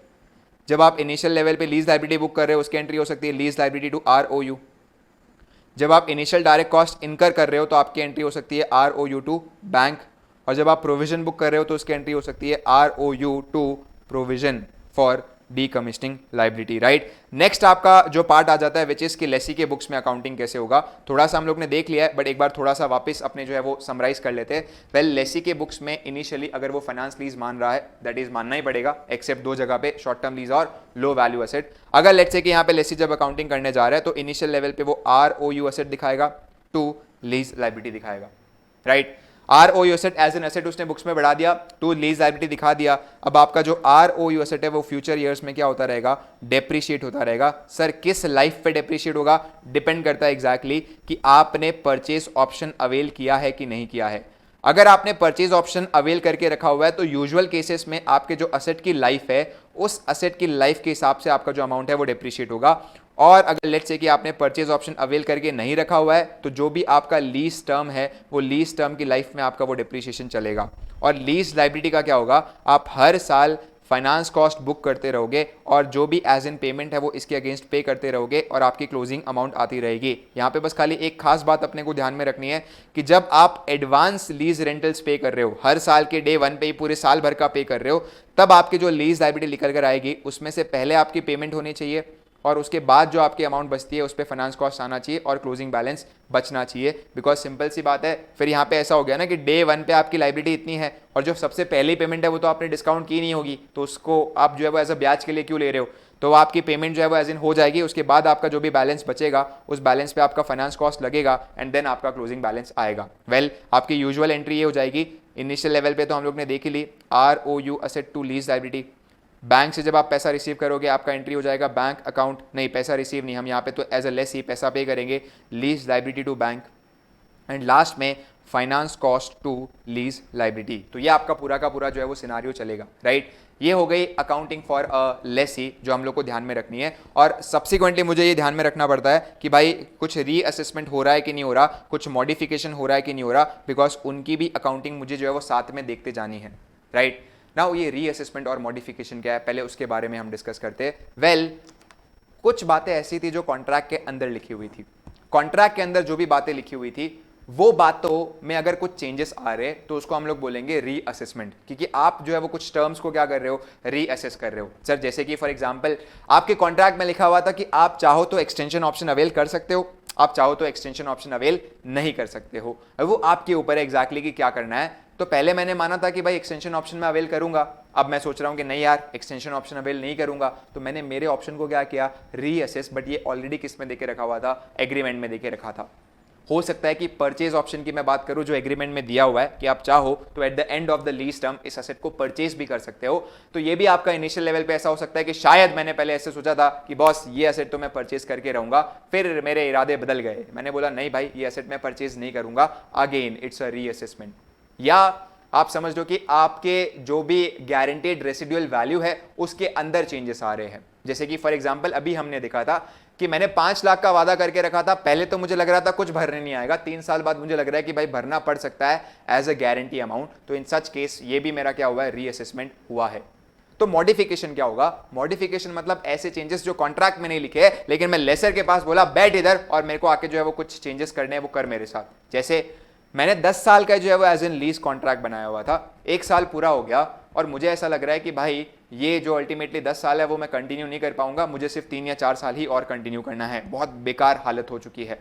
तो इन सच केस ये कभी बात आपकी कॉन्ट्रैक्ट में लिखी नहीं थी, बट वहां पे मैं जाता हूं और एज इन लेसर को बोलता हूं, तो लेसर बोलता है कि ठीक है सर, अब आपके रिमेनिंग ईयर्स जो है वो सिर्फ 4 साल ओवरऑल माने जाएंगे और आपको 10 साल तक यूज करने की जरूरत नहीं है। तो इसको हम लोग बोलेंगे लीज कॉन्ट्रैक्ट को हमने मॉडिफाई किया। या मैं पहले एक जो लेट्स से कि फॉर एग्जांपल एक क्लासरूम मैंने रेंट पे लेके रखा था, अब मैं क्या करता हूं, बाजू में ही सेम लेसर से दूसरा क्लासरूम रेंट पे ले लेता हूं, तो क्या ये भी मॉडिफिकेशन माना जा सकता है? यस, ये भी मॉडिफिकेशन माना जा सकता है। मेरी पेमेंट्स अपडेट हो गई। लाइक फॉर एग्जांपल लेसर ने बोला था कि आप 1 लाख रुपए मुझे जो है वो इस एसेट का पे करोगे, अचानक से लेसर बोला कि अरे तो घाटे की डील हो गई, वापस से वो गया और बोला कि भाई 1,20,000 जो है वो आपको देने पड़ेंगे, और मैंने बोला कि ठीक है यार सही बात है, घाटे की डील हुई थी, 1,20,000 मैं दे दूंगा, तो आपकी पेमेंट भी अपडेट हो रही है, but it was not a part of contract, और इसीलिए इसको माना गया कि इट्स अ मॉडिफिकेशन। तो रीअसेसमेंट की अकाउंटिंग हम लोग अलग से देखेंगे और मॉडिफिकेशन की अकाउंटिंग अलग से देखेंगे, बिकॉज दोनों में जो है वो एक रोल बहुत इंपॉर्टेंट प्ले करता है कि आपके इन दोनों फैक्टर्स के कारण आपकी लीज लायबिलिटी भी कम हो रही है या लीज लायबिलिटी बढ़ भी रही है, और आपका ROU एसेट भी इस बात के कारण इंपैक्ट होगा। और कभी कभार आपको ऐसा है कि जो ओरिजिनल रेट आपने इनिशियल लेवल पे यूज की थी वही शायद आपको वापस यूज करनी पड़े, और कभी कभार ऐसा भी हो सकता है कि जहां पे आपको रिवाइज्ड रेट यूज करना पड़े, राइट। सो इन सच केस सबसे पहले हम लोग यहां पे बात कर लेते हैं विद रिगार्ड्स टू रीअसेसमेंट, और देन फिर हम लोग बात करेंगे विद रिगार्ड्स टू मॉडिफिकेशन। जैसे ही ये खत्म हो जाएगा लेसी की तो अकाउंटिंग यहां पे जो है वो निपट जाएगी हमारी, राइट। सो सबसे पहले हम लोग यहां पे बात करते हैं with regards to reassessment of lease contract. अब रीअसेसमेंट में अगर लेट से कि कुछ चेंजेस ऐसे होते हैं जो लेसी के जो है वो बस में होते हैं, राइट। और जैसे कि फॉर एग्जांपल कि परचेस ऑप्शन हम लोग को अवेल करना चाहिए कि नहीं करना चाहिए, या पहले से ही सोच के रख सकते थे। एक्सटेंशन ऑप्शन हमको अवेल करना चाहिए कि नहीं करना चाहिए, ये भी आप पहले से सोच के रख सकते थे, राइट। और आप इनमें क्या कर रहे हो, कुछ रीअसेसमेंट कर रहे हो, मतलब हम मानेंगे कि these are the changes which are in the control of lessee, changes जो कि आपके जो है वो लेसी के कंट्रोल में, changes which are in the control of lessee. यहां पे आपका जो कुछ चेंज ऐसा हो सकता है जैसे कि जीआरवी के एस्टिमेशन में चेंजेस की बात आ गई। अब जीआरवी में जो भी एस्टिमेट हम लोग ने किए थे, यार एस्टिमेट ही किए थे तो डेफिनेटली वो चेंज होने थे, बट वो मार्केट फैक्टर्स के कारण चेंज हुए, वो अल्टीमेटली हमारे कारण चेंज नहीं हुए। हम लोग का इंटेंशन उस टाइम पे हम लोग को बातें पता होती तो शायद हम लोग गारंटेड रेसिडुअल वैल्यू में ऑलरेडी इंक्रीज्ड या डिक्रीज्ड वैल्यू लेके चलते। तो कुछ चेंजेस ऐसे हो सकते हैं जहां पे लेसी के कंट्रोल में है वो चेंजेस, और कुछ चेंजेस ऐसे हो सकते हैं जो कि लेसी के कंट्रोल में नहीं है। फॉर एग्जांपल इंडेक्स के कारण अगर लेट्स से कि पेमेंट रिवाइज हो रही है आपकी, तो ये भी आपका लेसी के कंट्रोल में नहीं था। तो यहां पे इंडेस 116 बोलता है कि देखो जो भी चेंज हुआ है सबसे पहले आपको ये ध्यान में रखनी पड़ेगी कि you have to update your lease liability. तो आपका सबसे पहला स्टेप ये होना चाहिए कि बॉस अपडेट करने के लिए मैं देख तो लूं कि आज मेरी लीज लायबिलिटी जो है वो कितनी पहुंच चुकी है। तो पहले आप जिस दिन चेंज हो रहा है, जैसे कि ईयर 1 में आपने एसेट जो है वो लीज पे लिया था और ईयर 3 में रीअसेसमेंट हो रहा है, तो your first task would be कि आप ईयर 3 पे इवैल्यूएट करो कि what is your lease liability and what is your ROU asset. जब आप ईयर 3 पे आ गए तो यहाँ पे आप आराम से बैठ के सोचो कि अब एज पर द रीअसेसमेंट मेरी जो रिमेनिंग लीज लायबिलिटी है उसकी कितनी पेमेंट आ रही है, वो मुझे अल्टीमेटली अपडेट करनी पड़ेगी सारी की सारी। लेट्स से कि 6 साल का कॉन्ट्रैक्ट था तो ईयर 4, ईयर 5 और ईयर 6 के लिए मेरी कितनी पेमेंट आ रही है वो मुझे अभी एक बार के लिए देखना पड़ेगा, रीअसेस करना पड़ेगा, और उनको मुझे फिर से डिस्काउंट करना है और चेक करना है कि आज मेरा लीज लायबिलिटी क्या होना चाहिए था। क्या ऑलरेडी मेरा लीज लायबिलिटी दिख रहा है, क्या मेरा लीज लायबिलिटी होना चाहिए था। इन दोनों में जो भी आपका इंक्रीज या डिक्रीज आ रहा है that shall be adjusted to the ROU asset, that shall be adjusted to the ROU asset, right. अब यहाँ पे जो है वो अल्टीमेटली ये ध्यान में रखना है कि ये जब डिस्काउंट मैं कर रहा हूँ, मेरी जो भी रिवाइज्ड पेमेंट्स बन रही है उनको जब मैं डिस्काउंट कर रहा हूं तो देयर इज अ चॉइस कि मैं ओल्ड रेट पे डिस्काउंट करूं या न्यू रेट पे। ईयर इंडेस 116 से सिंपली देखो भाई, जो चेंजेस आपके हाथ में थे और वो चेंजेस यहाँ पे आप कर रहे हो रीअसेस, तो इन सच केस आपको न्यू रेट यूज करना चाहिए। ऐसे चेंजेस जो आपके हाथ में नहीं थे, मार्केट फैक्टर्स के कारण चेंज हो रहे हैं, वहां पे आपको जो है वो कौन सी रेट यूज करनी चाहिए, ओल्ड। मतलब ये दोनों जो चेंज मैंने लिख के रखे हुए हैं, रेसिडुअल वैल्यू और इंडेक्स पेमेंट में जो भी चेंजेस है, डेफिनेटली ये मेरी पेमेंट्स को जो है वो एज इन अपडेट करेंगे, बट ये पेमेंट्स जो भी मेरी अपडेटेड है उसको मुझे डिस्काउंट करना पड़ेगा एट ओल्ड रेट ओनली, और फिर चेक करना पड़ेगा मेरी ओल्ड लायबिलिटी कितनी दिख रही है, मेरे जो भी चेंजेस है वो अल्टीमेटली कहाँ पे पहुंच जाएंगे, मेरे ROU एसेट के साथ एडजस्ट हो जाएंगे।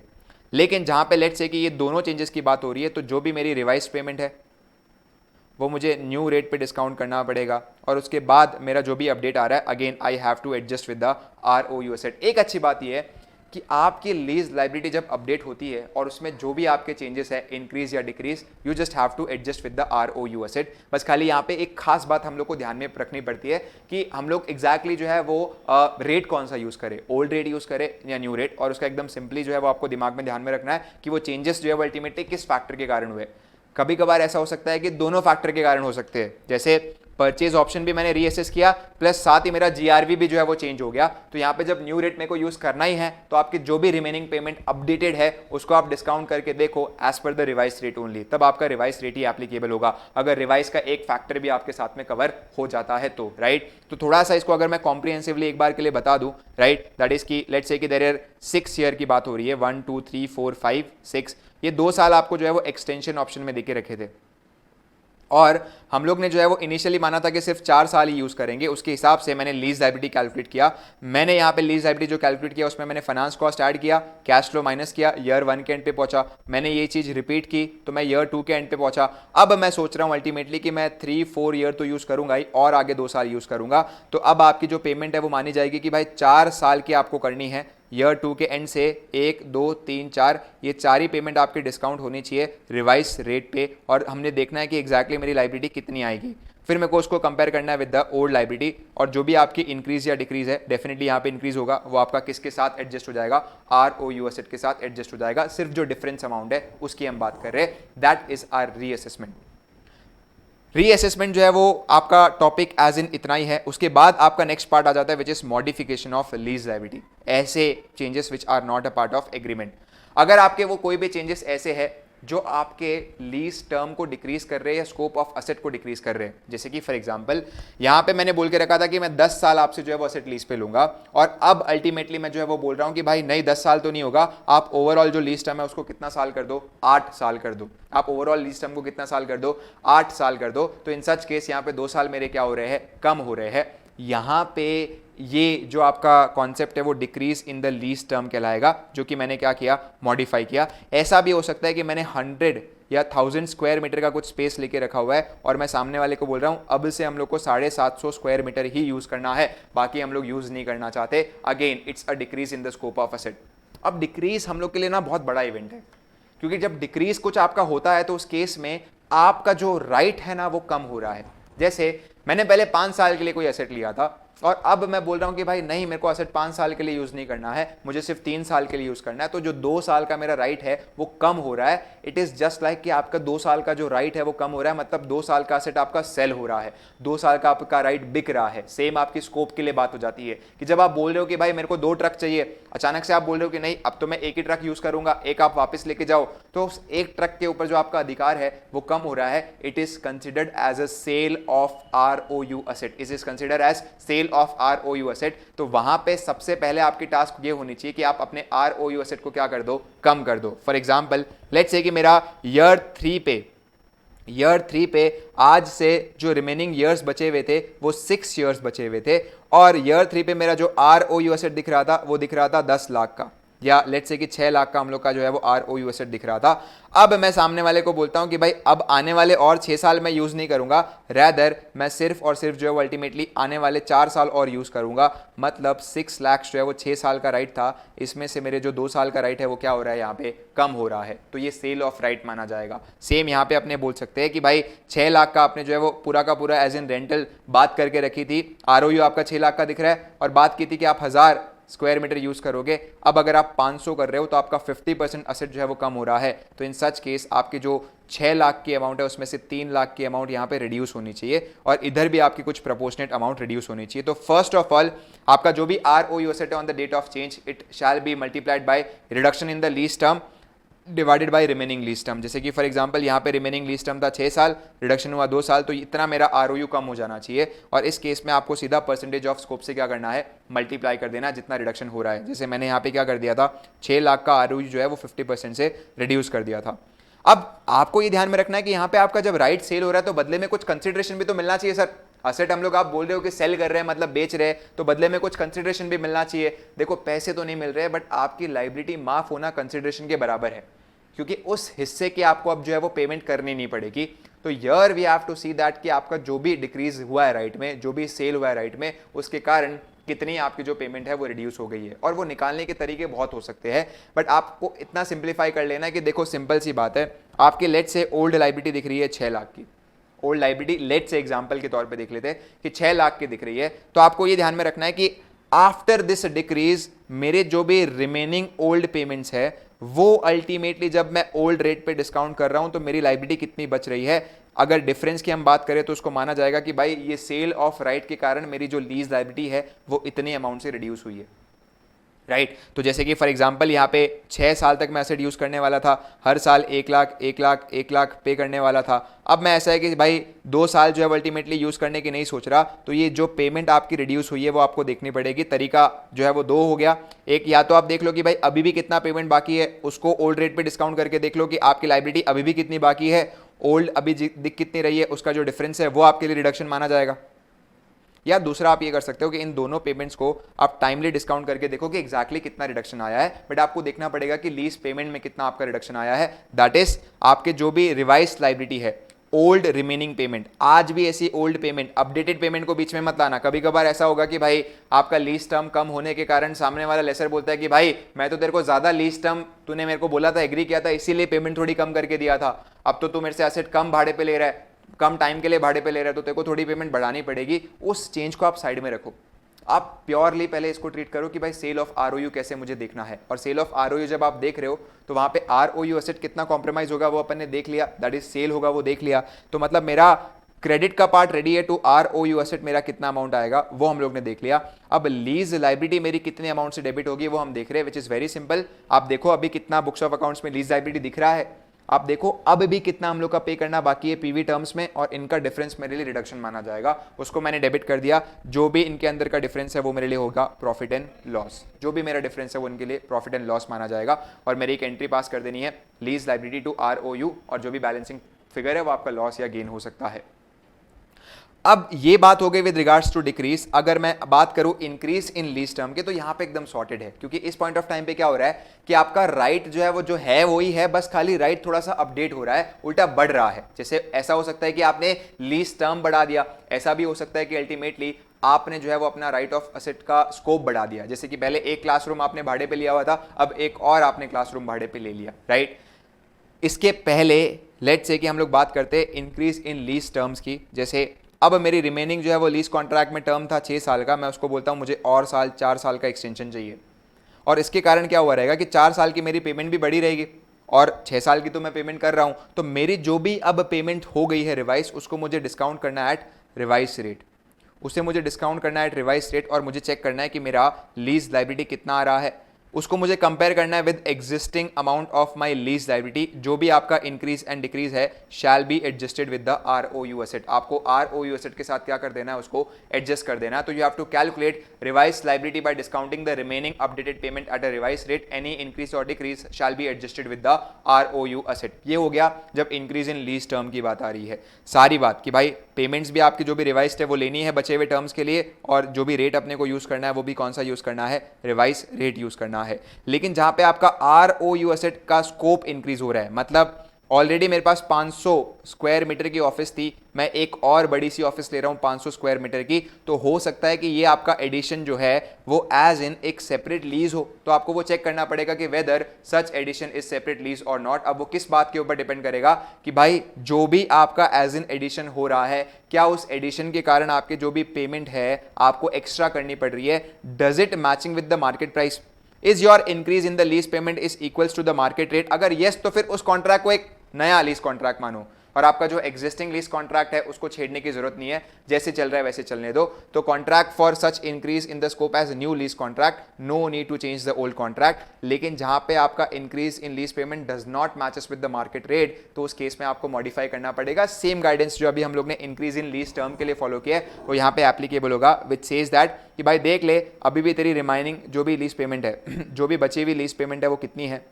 And that shall B discounted with the revise rate. और देख लो कितना इंक्रीज या डिक्रीज आ रहा है आपका लीज पेमेंट में, shall be adjusted to the ROU asset. जो भी इंक्रीज है, लेट्स से कि अगर इंक्रीज है तो एंट्री आ जाएगा आरओयू टू लीज लाइबिलिटी, और अगर डिक्रीज है तो एंट्री आ जाएगा lease liability to ROU. That's it, that is your modification. बस खाली एक बात है जो एज इन और बतानी बच गई है अपनी, दैट इज की लेट्स से कि अगर कुछ डिक्रीज हो रहा है लीज टर्म और डिक्रीज हो रहा है स्कोप के अंदर, हमने देख लिया पहले आरओयू कम करो, फिर लीज लाइबिलिटी आपका कम होना चाहिए। लीज लाइबिलिटी आपका जब कम हो रहा है तो you have to make sure कि कुछ नई बातें बीच में ना लाकर सिर्फ देख लो कितनी पेमेंट जो है वो आपकी और कम हो रही है उस बात के कारण। और उसके बाद जब आपकी ये सारी सेल की एंट्री हो जाएगी, you have to make sure कि वापस से आप अपनी लीज लाइबिलिटी को क्या कर दो, अपडेट कर दो एट रिवाइज रेट, और फिर आपके जो भी चेंजेस आएंगे that shall be adjusted with the ROU asset, that shall be adjusted with the ROU asset. थोड़ा सा थियोरेटिकली अगर हम यहाँ पे डिस्कस करें तो लेट्स से अगर मेरा ROU दिख रहा है 5 लाख का, मेरी लीज लाइबिलिटी दिख रही है यहाँ पे 3 लाख की, राइट। और यहाँ पे मैंने देख लिया कि भाई लेट्स से कि फॉर एग्जांपल स्कोप की हम लोग बात कर लेते हैं, हम लोग यहाँ पे क्या कर रहे हैं, एक जो असेट यूज़ कर रहे थे उसको अभी आधा ही यूज़ कर रहे हैं, तो उसके कारण मेरा 50% ROU कम हो गया।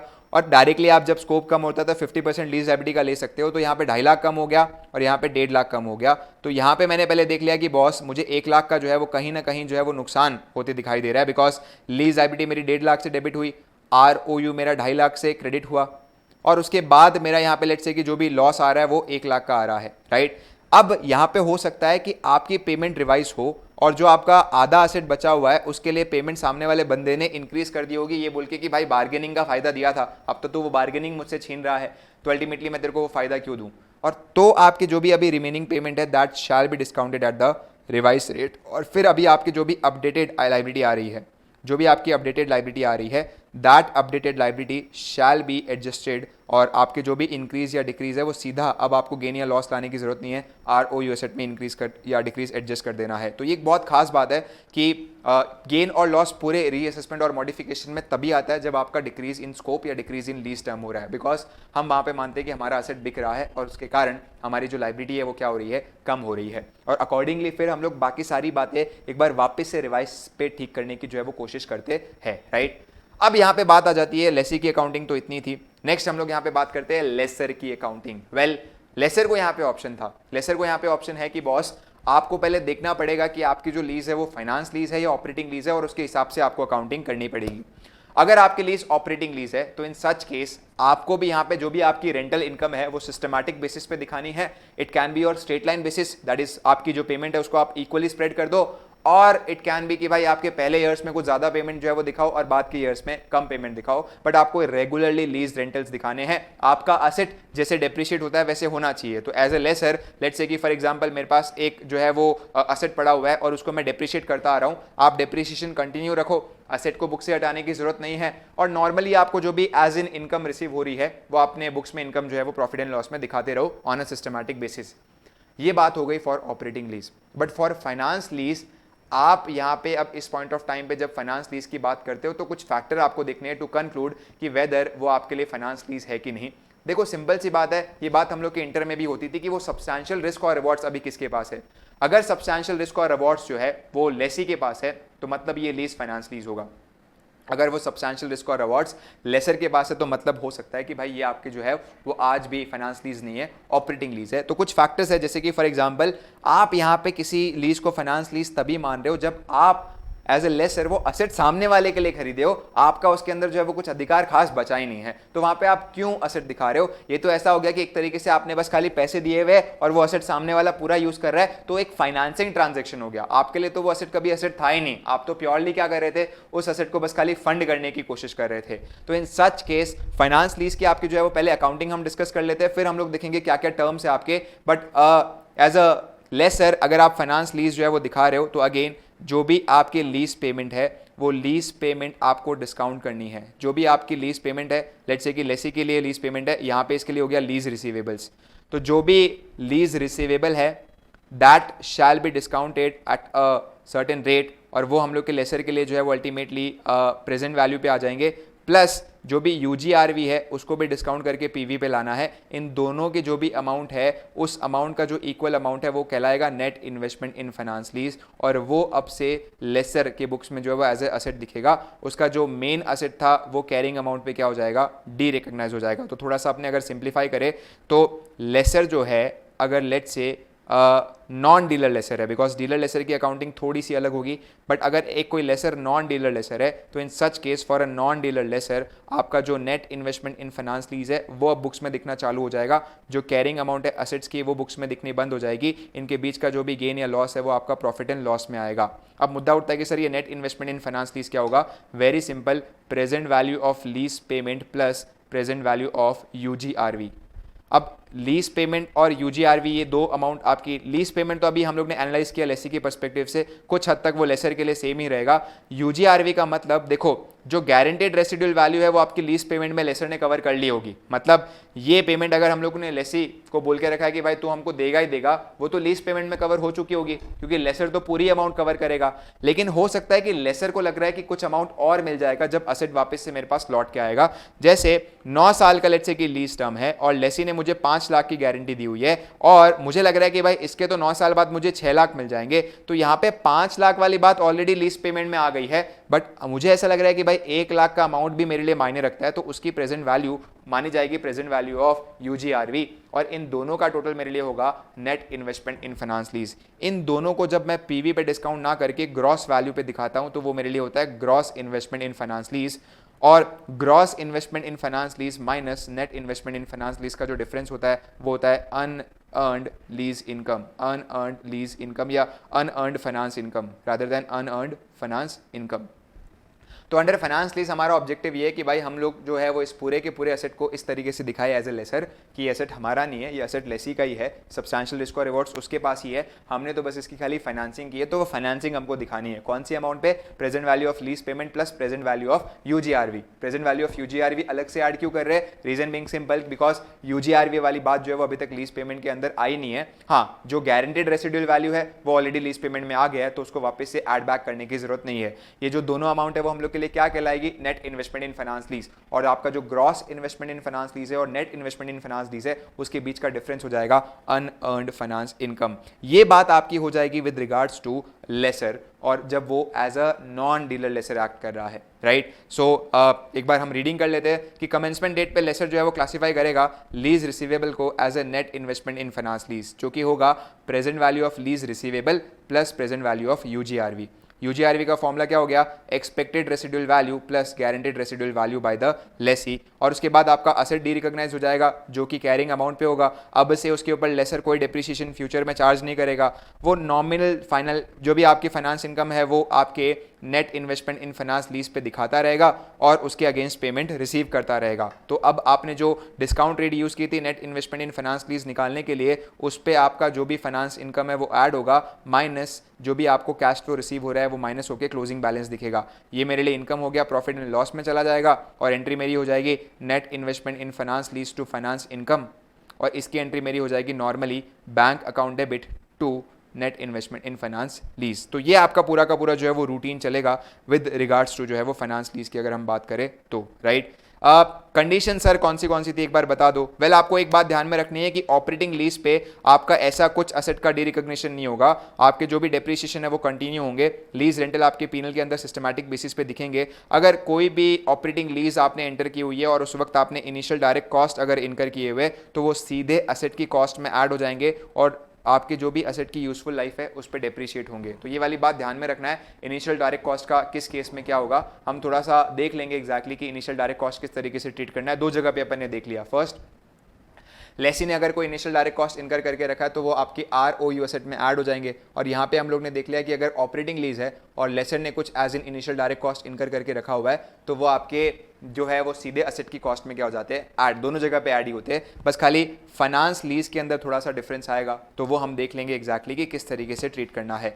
हमने नॉन डीलर लेसर की अकाउंटिंग देख ली है, राइट। कुछ ऐसी बातें जो फाइनेंस लीज को कंक्लूड करने में हेल्प करेगी, जैसे हम लोग ने जो भी अल्टीमेटली लीज पे एसेट देके रखा हुआ है, at the end of the lease ownership जो है वो अल्टीमेटली किसके पास जाने वाली है? लेसी के पास। वेल लेसी के पास ऑप्शन है कि वो एट द एंड परचेज भी कर सकता है, और वो बहुत ही रीजनेबल प्राइस पे परचेज कर सकता है, बहुत ही सस्ते दाम पे, तो भी अपने मानेंगे कि फाइनेंस लीज है। या लीज टर्म की जो मेजर पार्ट है इकोनॉमिक लाइफ की वो हमारा लेसी ही कवर कर रहा है, या एसेट बहुत ही स्पेशलाइज नेचर का है, या प्रेजेंट वैल्यू आपका जो लीज स्पेशलाइज नेचर का मतलब प्योरली लेसी के लिए ही बना हुआ है, और या प्रेजेंट वैल्यू जो भी लीज पेमेंट की आ रही है they cover the fair value of asset. तो कुल मिला के असेट की पूरी कॉस्ट लेसी ने कवर कर दी, पूरा यूज भी सामने वाला करने वाला है। इनमें से कोई भी अगर बातें आती है तो आप एज ए लेसर उस लीज को फाइनेंस लीज मानोगे और अभी जो हम लोग ने अकाउंटिंग देखी है वो करोगे अगर आप एक नॉन डीलर हो। और देखो डीलर के लिए थोड़ी सी बातें अलग हो जाएगी। For a dealer lessor, sir पहली बात तो ये डीलर लेसर कौन है एक बार बता दो ना। देखो जैसे कि कई आपके जो एयरलाइन कंपनीज होती है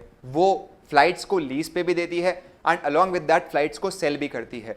तो एज एन इंडिविजुअल अगर मैं एयरलाइन के पर्सपेक्टिव से सोचूं तो यहां पे एयरलाइन डीलर लेसर है, बिकॉज कभी कभार वो एयरलाइन बेचते भी है, एयरप्लेन बेचते भी है, और कभी कभार वो लीज पे भी देती है। वो दोनों ही ऑप्शन प्रोवाइड करती है। तो बहुत सारे ऐसे आपके जो है वो बिजनेसमैन हो सकते हैं जो असेट को बेचे भी और असेट को लीज पे भी दे। डिपेंड करता है कि एग्जैक्टली कस्टमर क्या चाहता है, बट ऐसे लेसर को हम बोलेंगे डीलर लेसर।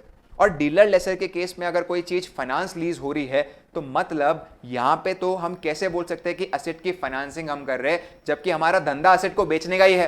तो ये तो एज गुड एज एक सेल की ट्रांजैक्शन की तरह हम लोग देखेंगे। तो इसीलिए इसकी ट्रांजैक्शन का जो भी प्रॉफिट या लॉस है वो भी सेल की तरह ही बुक जो है वो होना चाहिए। मतलब यहां पे सब्सिक्वेंट अकाउंटिंग में जो है वो डीलर और नॉन डीलर के कुछ फर्क नहीं है। नॉर्मली दोनों ही net investment in finance same amount पे दिखाएंगे। नॉर्मली दोनों ही अपने बुक्स अकाउंट में जो है वो कैरिंग अमाउंट को डी रिकॉग्नाइज करेंगे।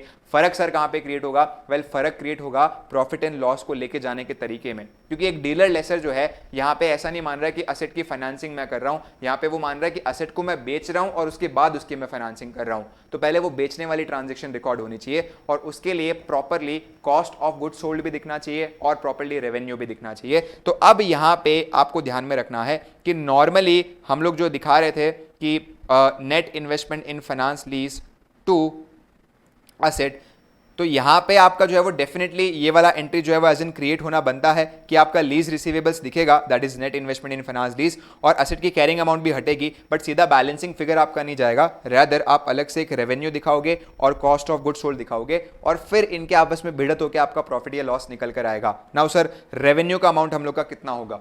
अगर हम बात करें कि रेवेन्यू का अमाउंट हम लोग का कितना होगा तो इट्स वेरी सिंपल। देखो आपका जो भी net investment in finance lease है वो एक तरीके से आपके लिए एक तरीका रेवेन्यू हो गया।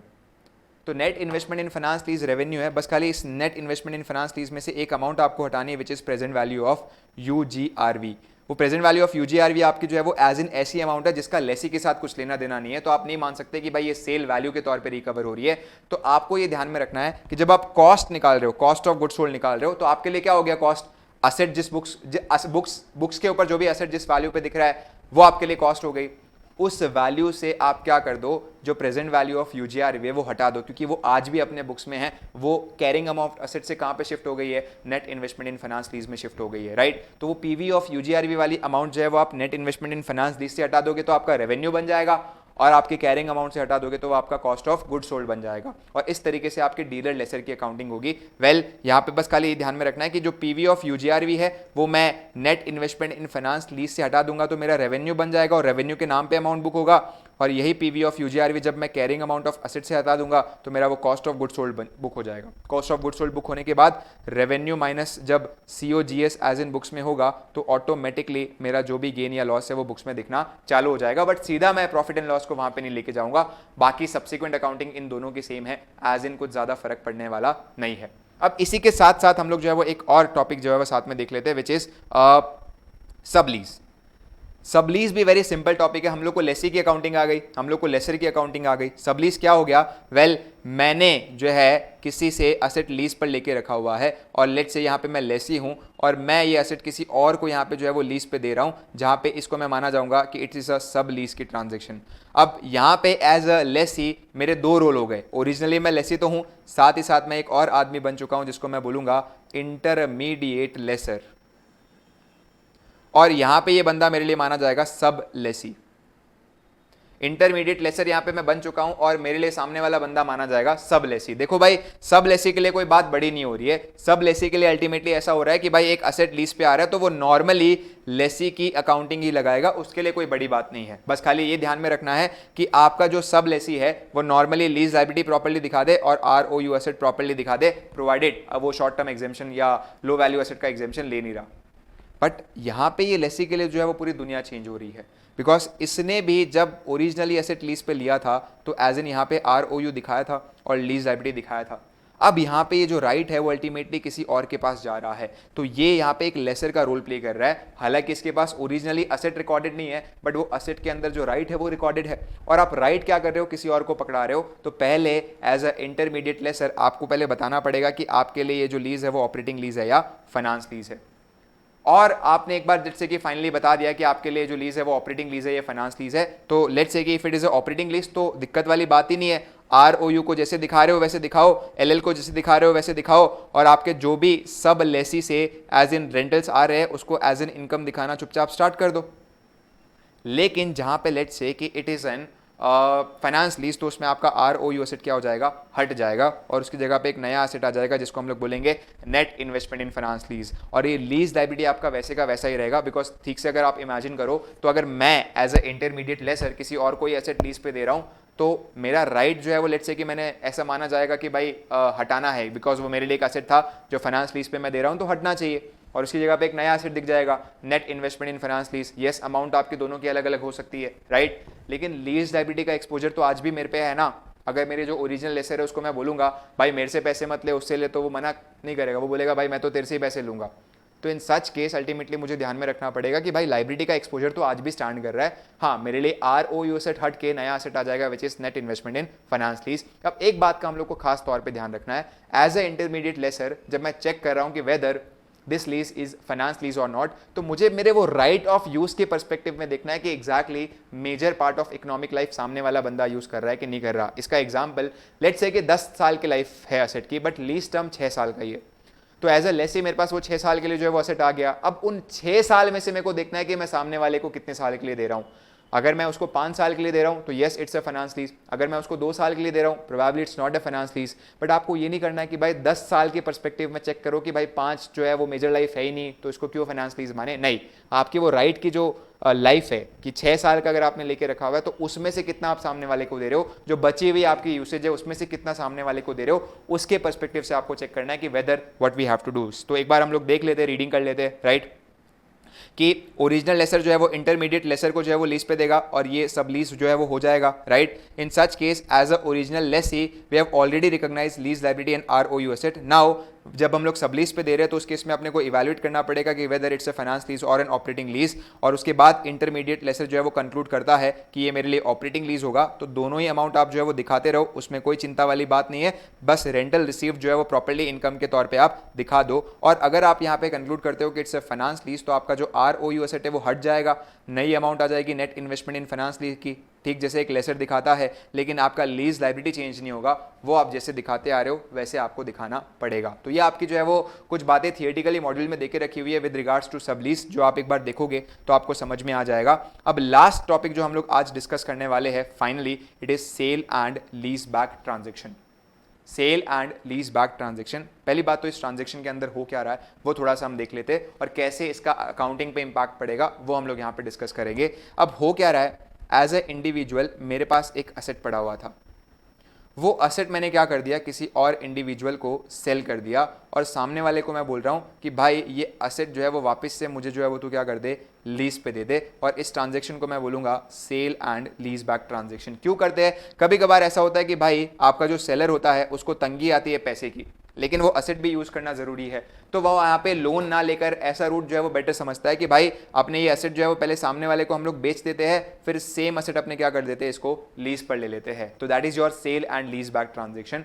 तो sale and lease back transaction जो है अल्टीमेटली थोड़ा सा डिफरेंट अपने लिए इसलिए बन जाता है बिकॉज अभी तक जितने भी हम लोग बातें कर रहे थे उसमें से लेसी के पास कभी भी ये एसेट ओरिजिनली था नहीं, लेकिन सेल एंड लीज बैक में बात ये हो रही है कि लेसी ऑलरेडी उस असेट को अपने बुक्स ऑफ अकाउंट्स में एक सर्टेन अमाउंट पे दिखा रहा है, और फिर वो अल्टीमेटली एसेट को क्या कर रहा है, सेल कर रहा है, और वो उसके पास क्या हो रहा है, लीज बैक हो रहा है। तो इन सच केस यहां पे आपकी ROU एसेट की जो अमाउंट है वो सीधा लीज लायबिलिटी वाली अमाउंट नहीं बन सकती, बिकॉज तब तो हम लोग मजबूरी में बना रहे थे कि यार ROU एसेट किस वैल्यू पे दिखाई समझ नहीं आ रहा, तो जो आपकी लायबिलिटी है उसी पे दिखा देते। बट इस पॉइंट ऑफ टाइम पे आप ऑलरेडी किसी एसेट को दिखाते आ रहे हो, लेट्स से कि 10 लाख का मैं एसेट ऑलरेडी दिखाता आ रहा हूं, और 10 लाख का असेट जब मैं ऑलरेडी दिखाता आ रहा हूं तो उस पॉइंट ऑफ टाइम पे मैं कैसे बोल दूं कि भाई मेरी जो ROU असेट है वो लीज लायबिलिटी की अमाउंट है। रादर मेरा जो असेट है वो ऑलरेडी जब 100% मेरे पास था तो एक सर्टेन अमाउंट पे दिख रहा था, उसी में से मुझे निकालना पड़ेगा कि कितना असेट जो है वो मैंने एग्जैक्टली जो है वो ट्रांसफर कर दिया और कितना असेट जो है वो मैंने एज इन रिटेन करके रखा हुआ है, बिकॉज वो वापस से मुझे क्या हो रहा है, रिटर्न हो रहा है एज ए लीज बैक, वापस से वो मेरे पास लौट कर आ रहा है। और इसमें से ही अपने को देखना पड़ेगा कि आपकी ROU असेट की अमाउंट क्या बनेगी, बिकॉज ऑलरेडी आप असेट दिखा रहे थे, जब 100% आपके पास था तो असेट इस वैल्यू का दिख रहा था, तो आपको देखना पड़ेगा आज भी आपने कितना राइट रिटेन करके रखा हुआ है और उस रिटेन्ड राइट का जो प्रपोर्शन है उस प्रपोर्शन को आप अपने बुक्स ऑफ अकाउंट्स में जो है एज ए ROU असेट दिखा दोगे। तो वो एग्जैक्टली किस तरीके से करेंगे वो हम देखेंगे और इसके 3 आपके केसेस बन सकते हैं। फर्स्ट, जहां पे सेल वैल्यू आपके फेयर वैल्यू के इक्वल है। सेकंड, जहां पे आपकी सेल वैल्यू जो है वो फेयर वैल्यू से ज्यादा है। और थर्ड, जहां पे आपकी सेल वैल्यू जो है वो फेयर वैल्यू से कम है। तो ये तीनों के जो भी केसेस है वो अपने डिस्कस करने वाले। But let's say this is the transaction. यहाँ पे हम लोग का एक सेलर है, यहाँ पे एक बायर है, हम लोग ने ये एसेट 25 लाख का बायर को बेचा और उसके बाद बायर वापस से इसको हम लोग को लीज बैक कर रहा है। हम इसको अपने बुक्स में जो है वो असेट को 20 लाख पे दिखा रहे, ये हम लोग के लिए हो गया बुक वैल्यू, ये हम लोग के लिए हो गया बुक वैल्यू और ये हम लोग के लिए हो गया सेल वैल्यू, राइट। अब इस केस में हम लोग को जो है वो लीज बैक की ट्रांजैक्शन ऐसी है कि रेंटल 5 लाख के है, 3 साल का टर्म है और डिस्काउंट रेट हमें 10% की बात बोल के रखी हुई है। अगेन लीज लायबिलिटी सही निकल रहा है, उसको निकालने में हम लोग को जो है वो छेड़खाड़ी नहीं करनी है। एज अ लेसी, यहाँ पे एज अ लेसी जब अपने बुक्स में अकाउंट्स करूंगा तो उस केस में आपका सही चल रहा है lease rental. What we have to check is कि मेरा ROU एसेट जो है वो इस अमाउंट से निकल कर आए। Now the formula is very simple. आपका जो भी ROU एसेट है वो क्या होगा, well ROU asset is equals to carrying amount of asset into आपके जो भी असेट की फेयर वैल्यू है और न्यूमरेटर में आ जाएगा present value of lease payment. तो कुल मिला के आपका जो है वो ROU एसेट क्या हो जाएगा, एक अल्टीमेटली रिटेन्ड प्रपोर्शन जो है वो बन जाएगा कैरिंग अमाउंट का। जैसे कि फॉर एग्जांपल देखो एकदम सिंपल सा है, मेरा असेट जो है वो 25 लाख का था और जब असेट वापस से मेरे पास लौट के आया, सी असेट मेरा 25 लाख का था, जब असेट वापस से मेरे पास लौट के आया तो आज भी मुझे जो है वो वापस से 15 लाख जो है वो PV टर्म्स में भरने आ रहे। तो मतलब कोई अगर मुझे पूछेगा कि भाई कितना प्रपोर्शन आपका ऐसा है कि भाई पैसा आया है बस खाली बट वापस चुकाना पड़ेगा, तो it is very simple, 15 lakh divided by 25 lakh into 100। तो यहाँ पे मेरा एक जो है वो पर्टिकुलर परसेंटेज निकल के आएगा। ये परसेंटेज माना जाएगा कि बॉस आपने राइट क्या करके रखा हुआ है, इस परसेंटेज का रिटेन करके रखा हुआ है।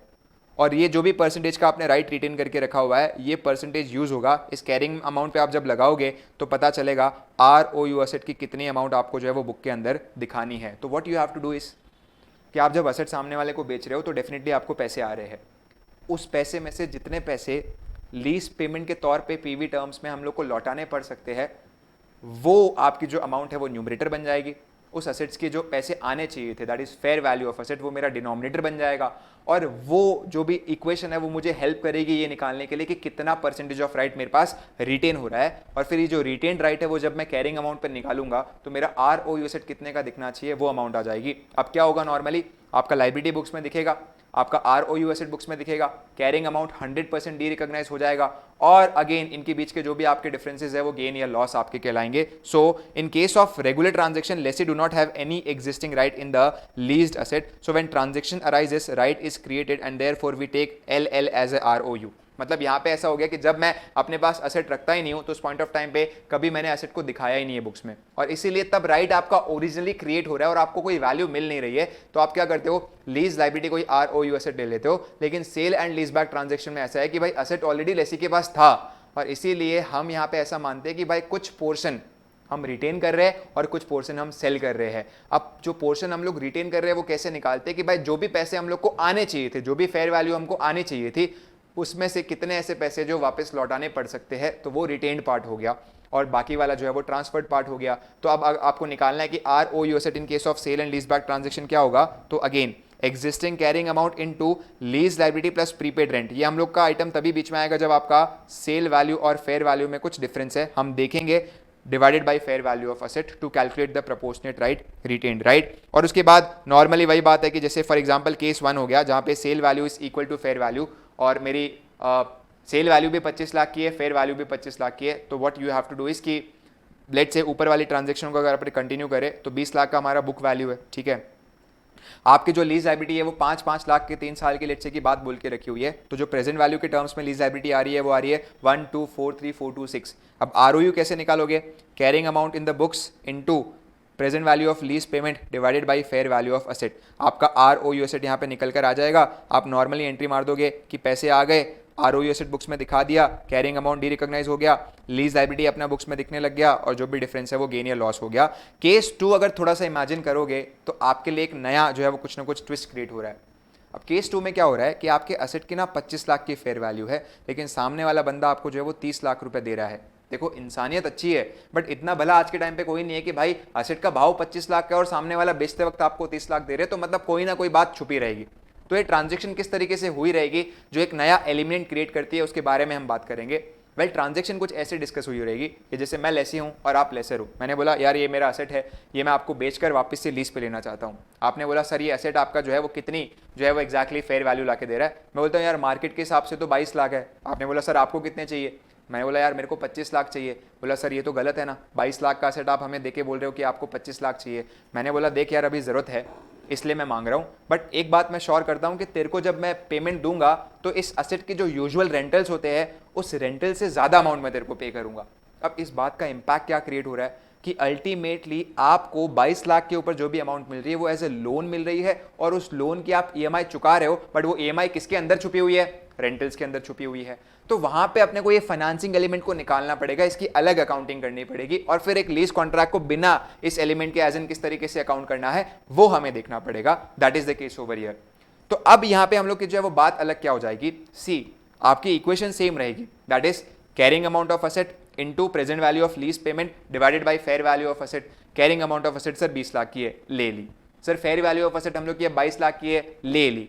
लेकिन जब आप present value of lease payment लोगे तो आप जब present value of lease payment निकालोगे तो उसके पहले आपको एक वर्किंग करनी पड़ेगी। आपके जो भी रेंटल्स आप डिस्काउंट कर रहे हो, उन जो भी डिस्काउंटेड रेंटल्स की बात हो रही है, वो आज के टाइम पे ओवरऑल जो प्रेजेंट वैल्यू बता रहे हैं वो प्रेजेंट वैल्यू में आपकी लीज लायबिलिटी भी कवर्ड है और ये फाइनेंशियल लायबिलिटी भी कवर्ड है।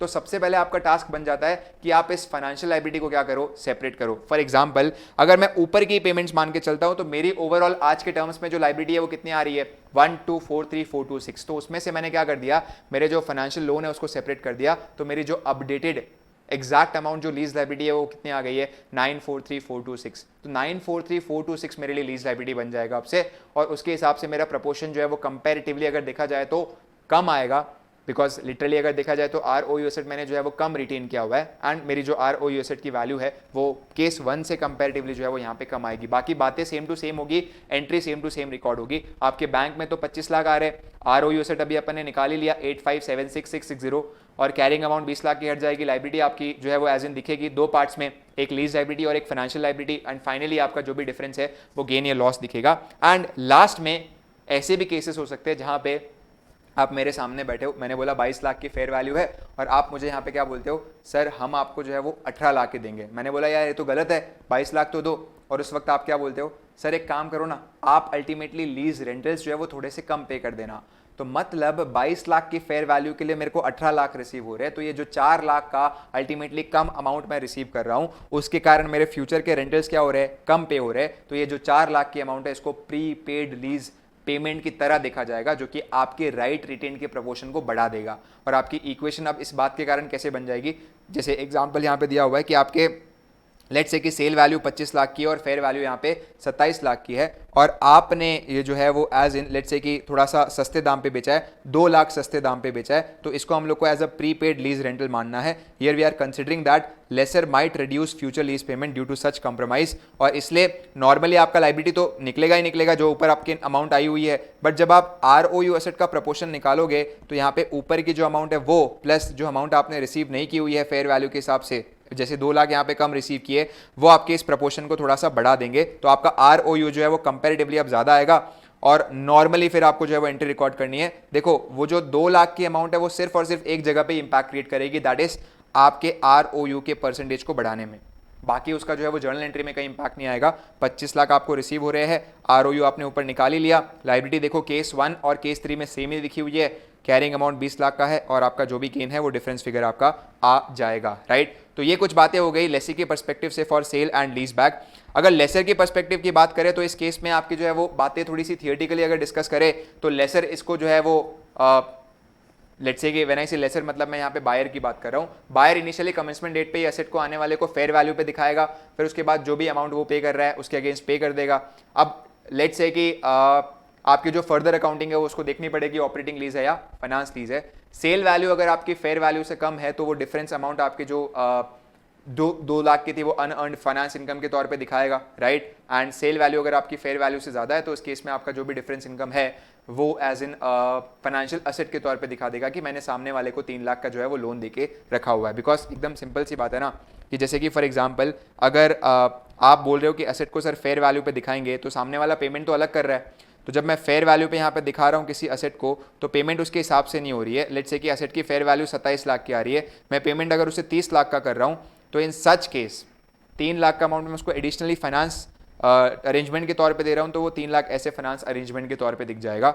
और कम दे रहा हूँ तो उस केस में आपका जो है वो यहाँ पे एडवांस लीज पेमेंट के तौर पे दिख जाएगा। लेट्स से 25 लाख दे रहा हूँ तो 2 लाख की अमाउंट आपकी यहाँ पे आ जाएगी। तो ये डिफरेंस आपके जो है वो बुक हो जाएंगे एंड यही हम लोग का पूरा इंड AS 116 था। आई होप आपकी जो है वो एक बार सारी बातें इसके अंदर जो है वो एज इन याद आ गई होगी। अब हाथों हाथ आप मॉडल के जो भी इलस्ट्रेशंस है और आपके जो भी टेस्ट और नॉलेज के क्वेश्चंस है वो अप्रोच कर सकते हो, राइट। एंड इसके अंदर हम लोग को ध्यान में रखना है कि भाई जो भी आपकी प्रैक्टिस है वो रिटर्न होनी चाहिए। खास तरीके के अगर हम बात करें तो रीअसेसमेंट और मॉडिफिकेशन वाला जो पार्ट है वो, उसके अलावा सेल एंड लीज बैक के ट्रांजेक्शन जो है वो, और लेसी की इनिशियल अकाउंटिंग आपके दिमाग में अच्छे से क्लियर होनी चाहिए, राइट। तो ये सारे इंपॉर्टेंट पॉइंट्स जो है वो हम लोग ने इस लेक्चर में कवर करने की कोशिश की है, राइट। एंड मेजरली इन्हीं पॉइंट से जो है वो आपको एग्जाम्स के अंदर क्वेश्चंस देखने मिलेंगे, राइट। फर्दरली और भी जो है वो रिवीजन वीडियोस हम आपके लिए प्लान कर रहे हैं तो डेफिनेटली वो भी आपके जो है वो एज इन इस चैनल पे आपको दिख जाएंगे। बाकी अगर आपको इस चैप्टर के अंदर कोई भी बात ऐसी है जो डाउट्स की फॉर्म में अराइज हो रही है तो डेफिनेटली आप कमेंट सेक्शन में जो है वो लिख सकते हो। और वही यूजुअल प्रोसीजर की तरह यार अगर वीडियो आपको अच्छी लगी तो डेफिनेटली जो है वो थोड़ा सा लाइक कीजिए एंड कमेंट कीजिए एग्जैक्टली कि भाई किस तरीके की जो है वो एज इन आपकी हेल्प हुई है। Thank you very much.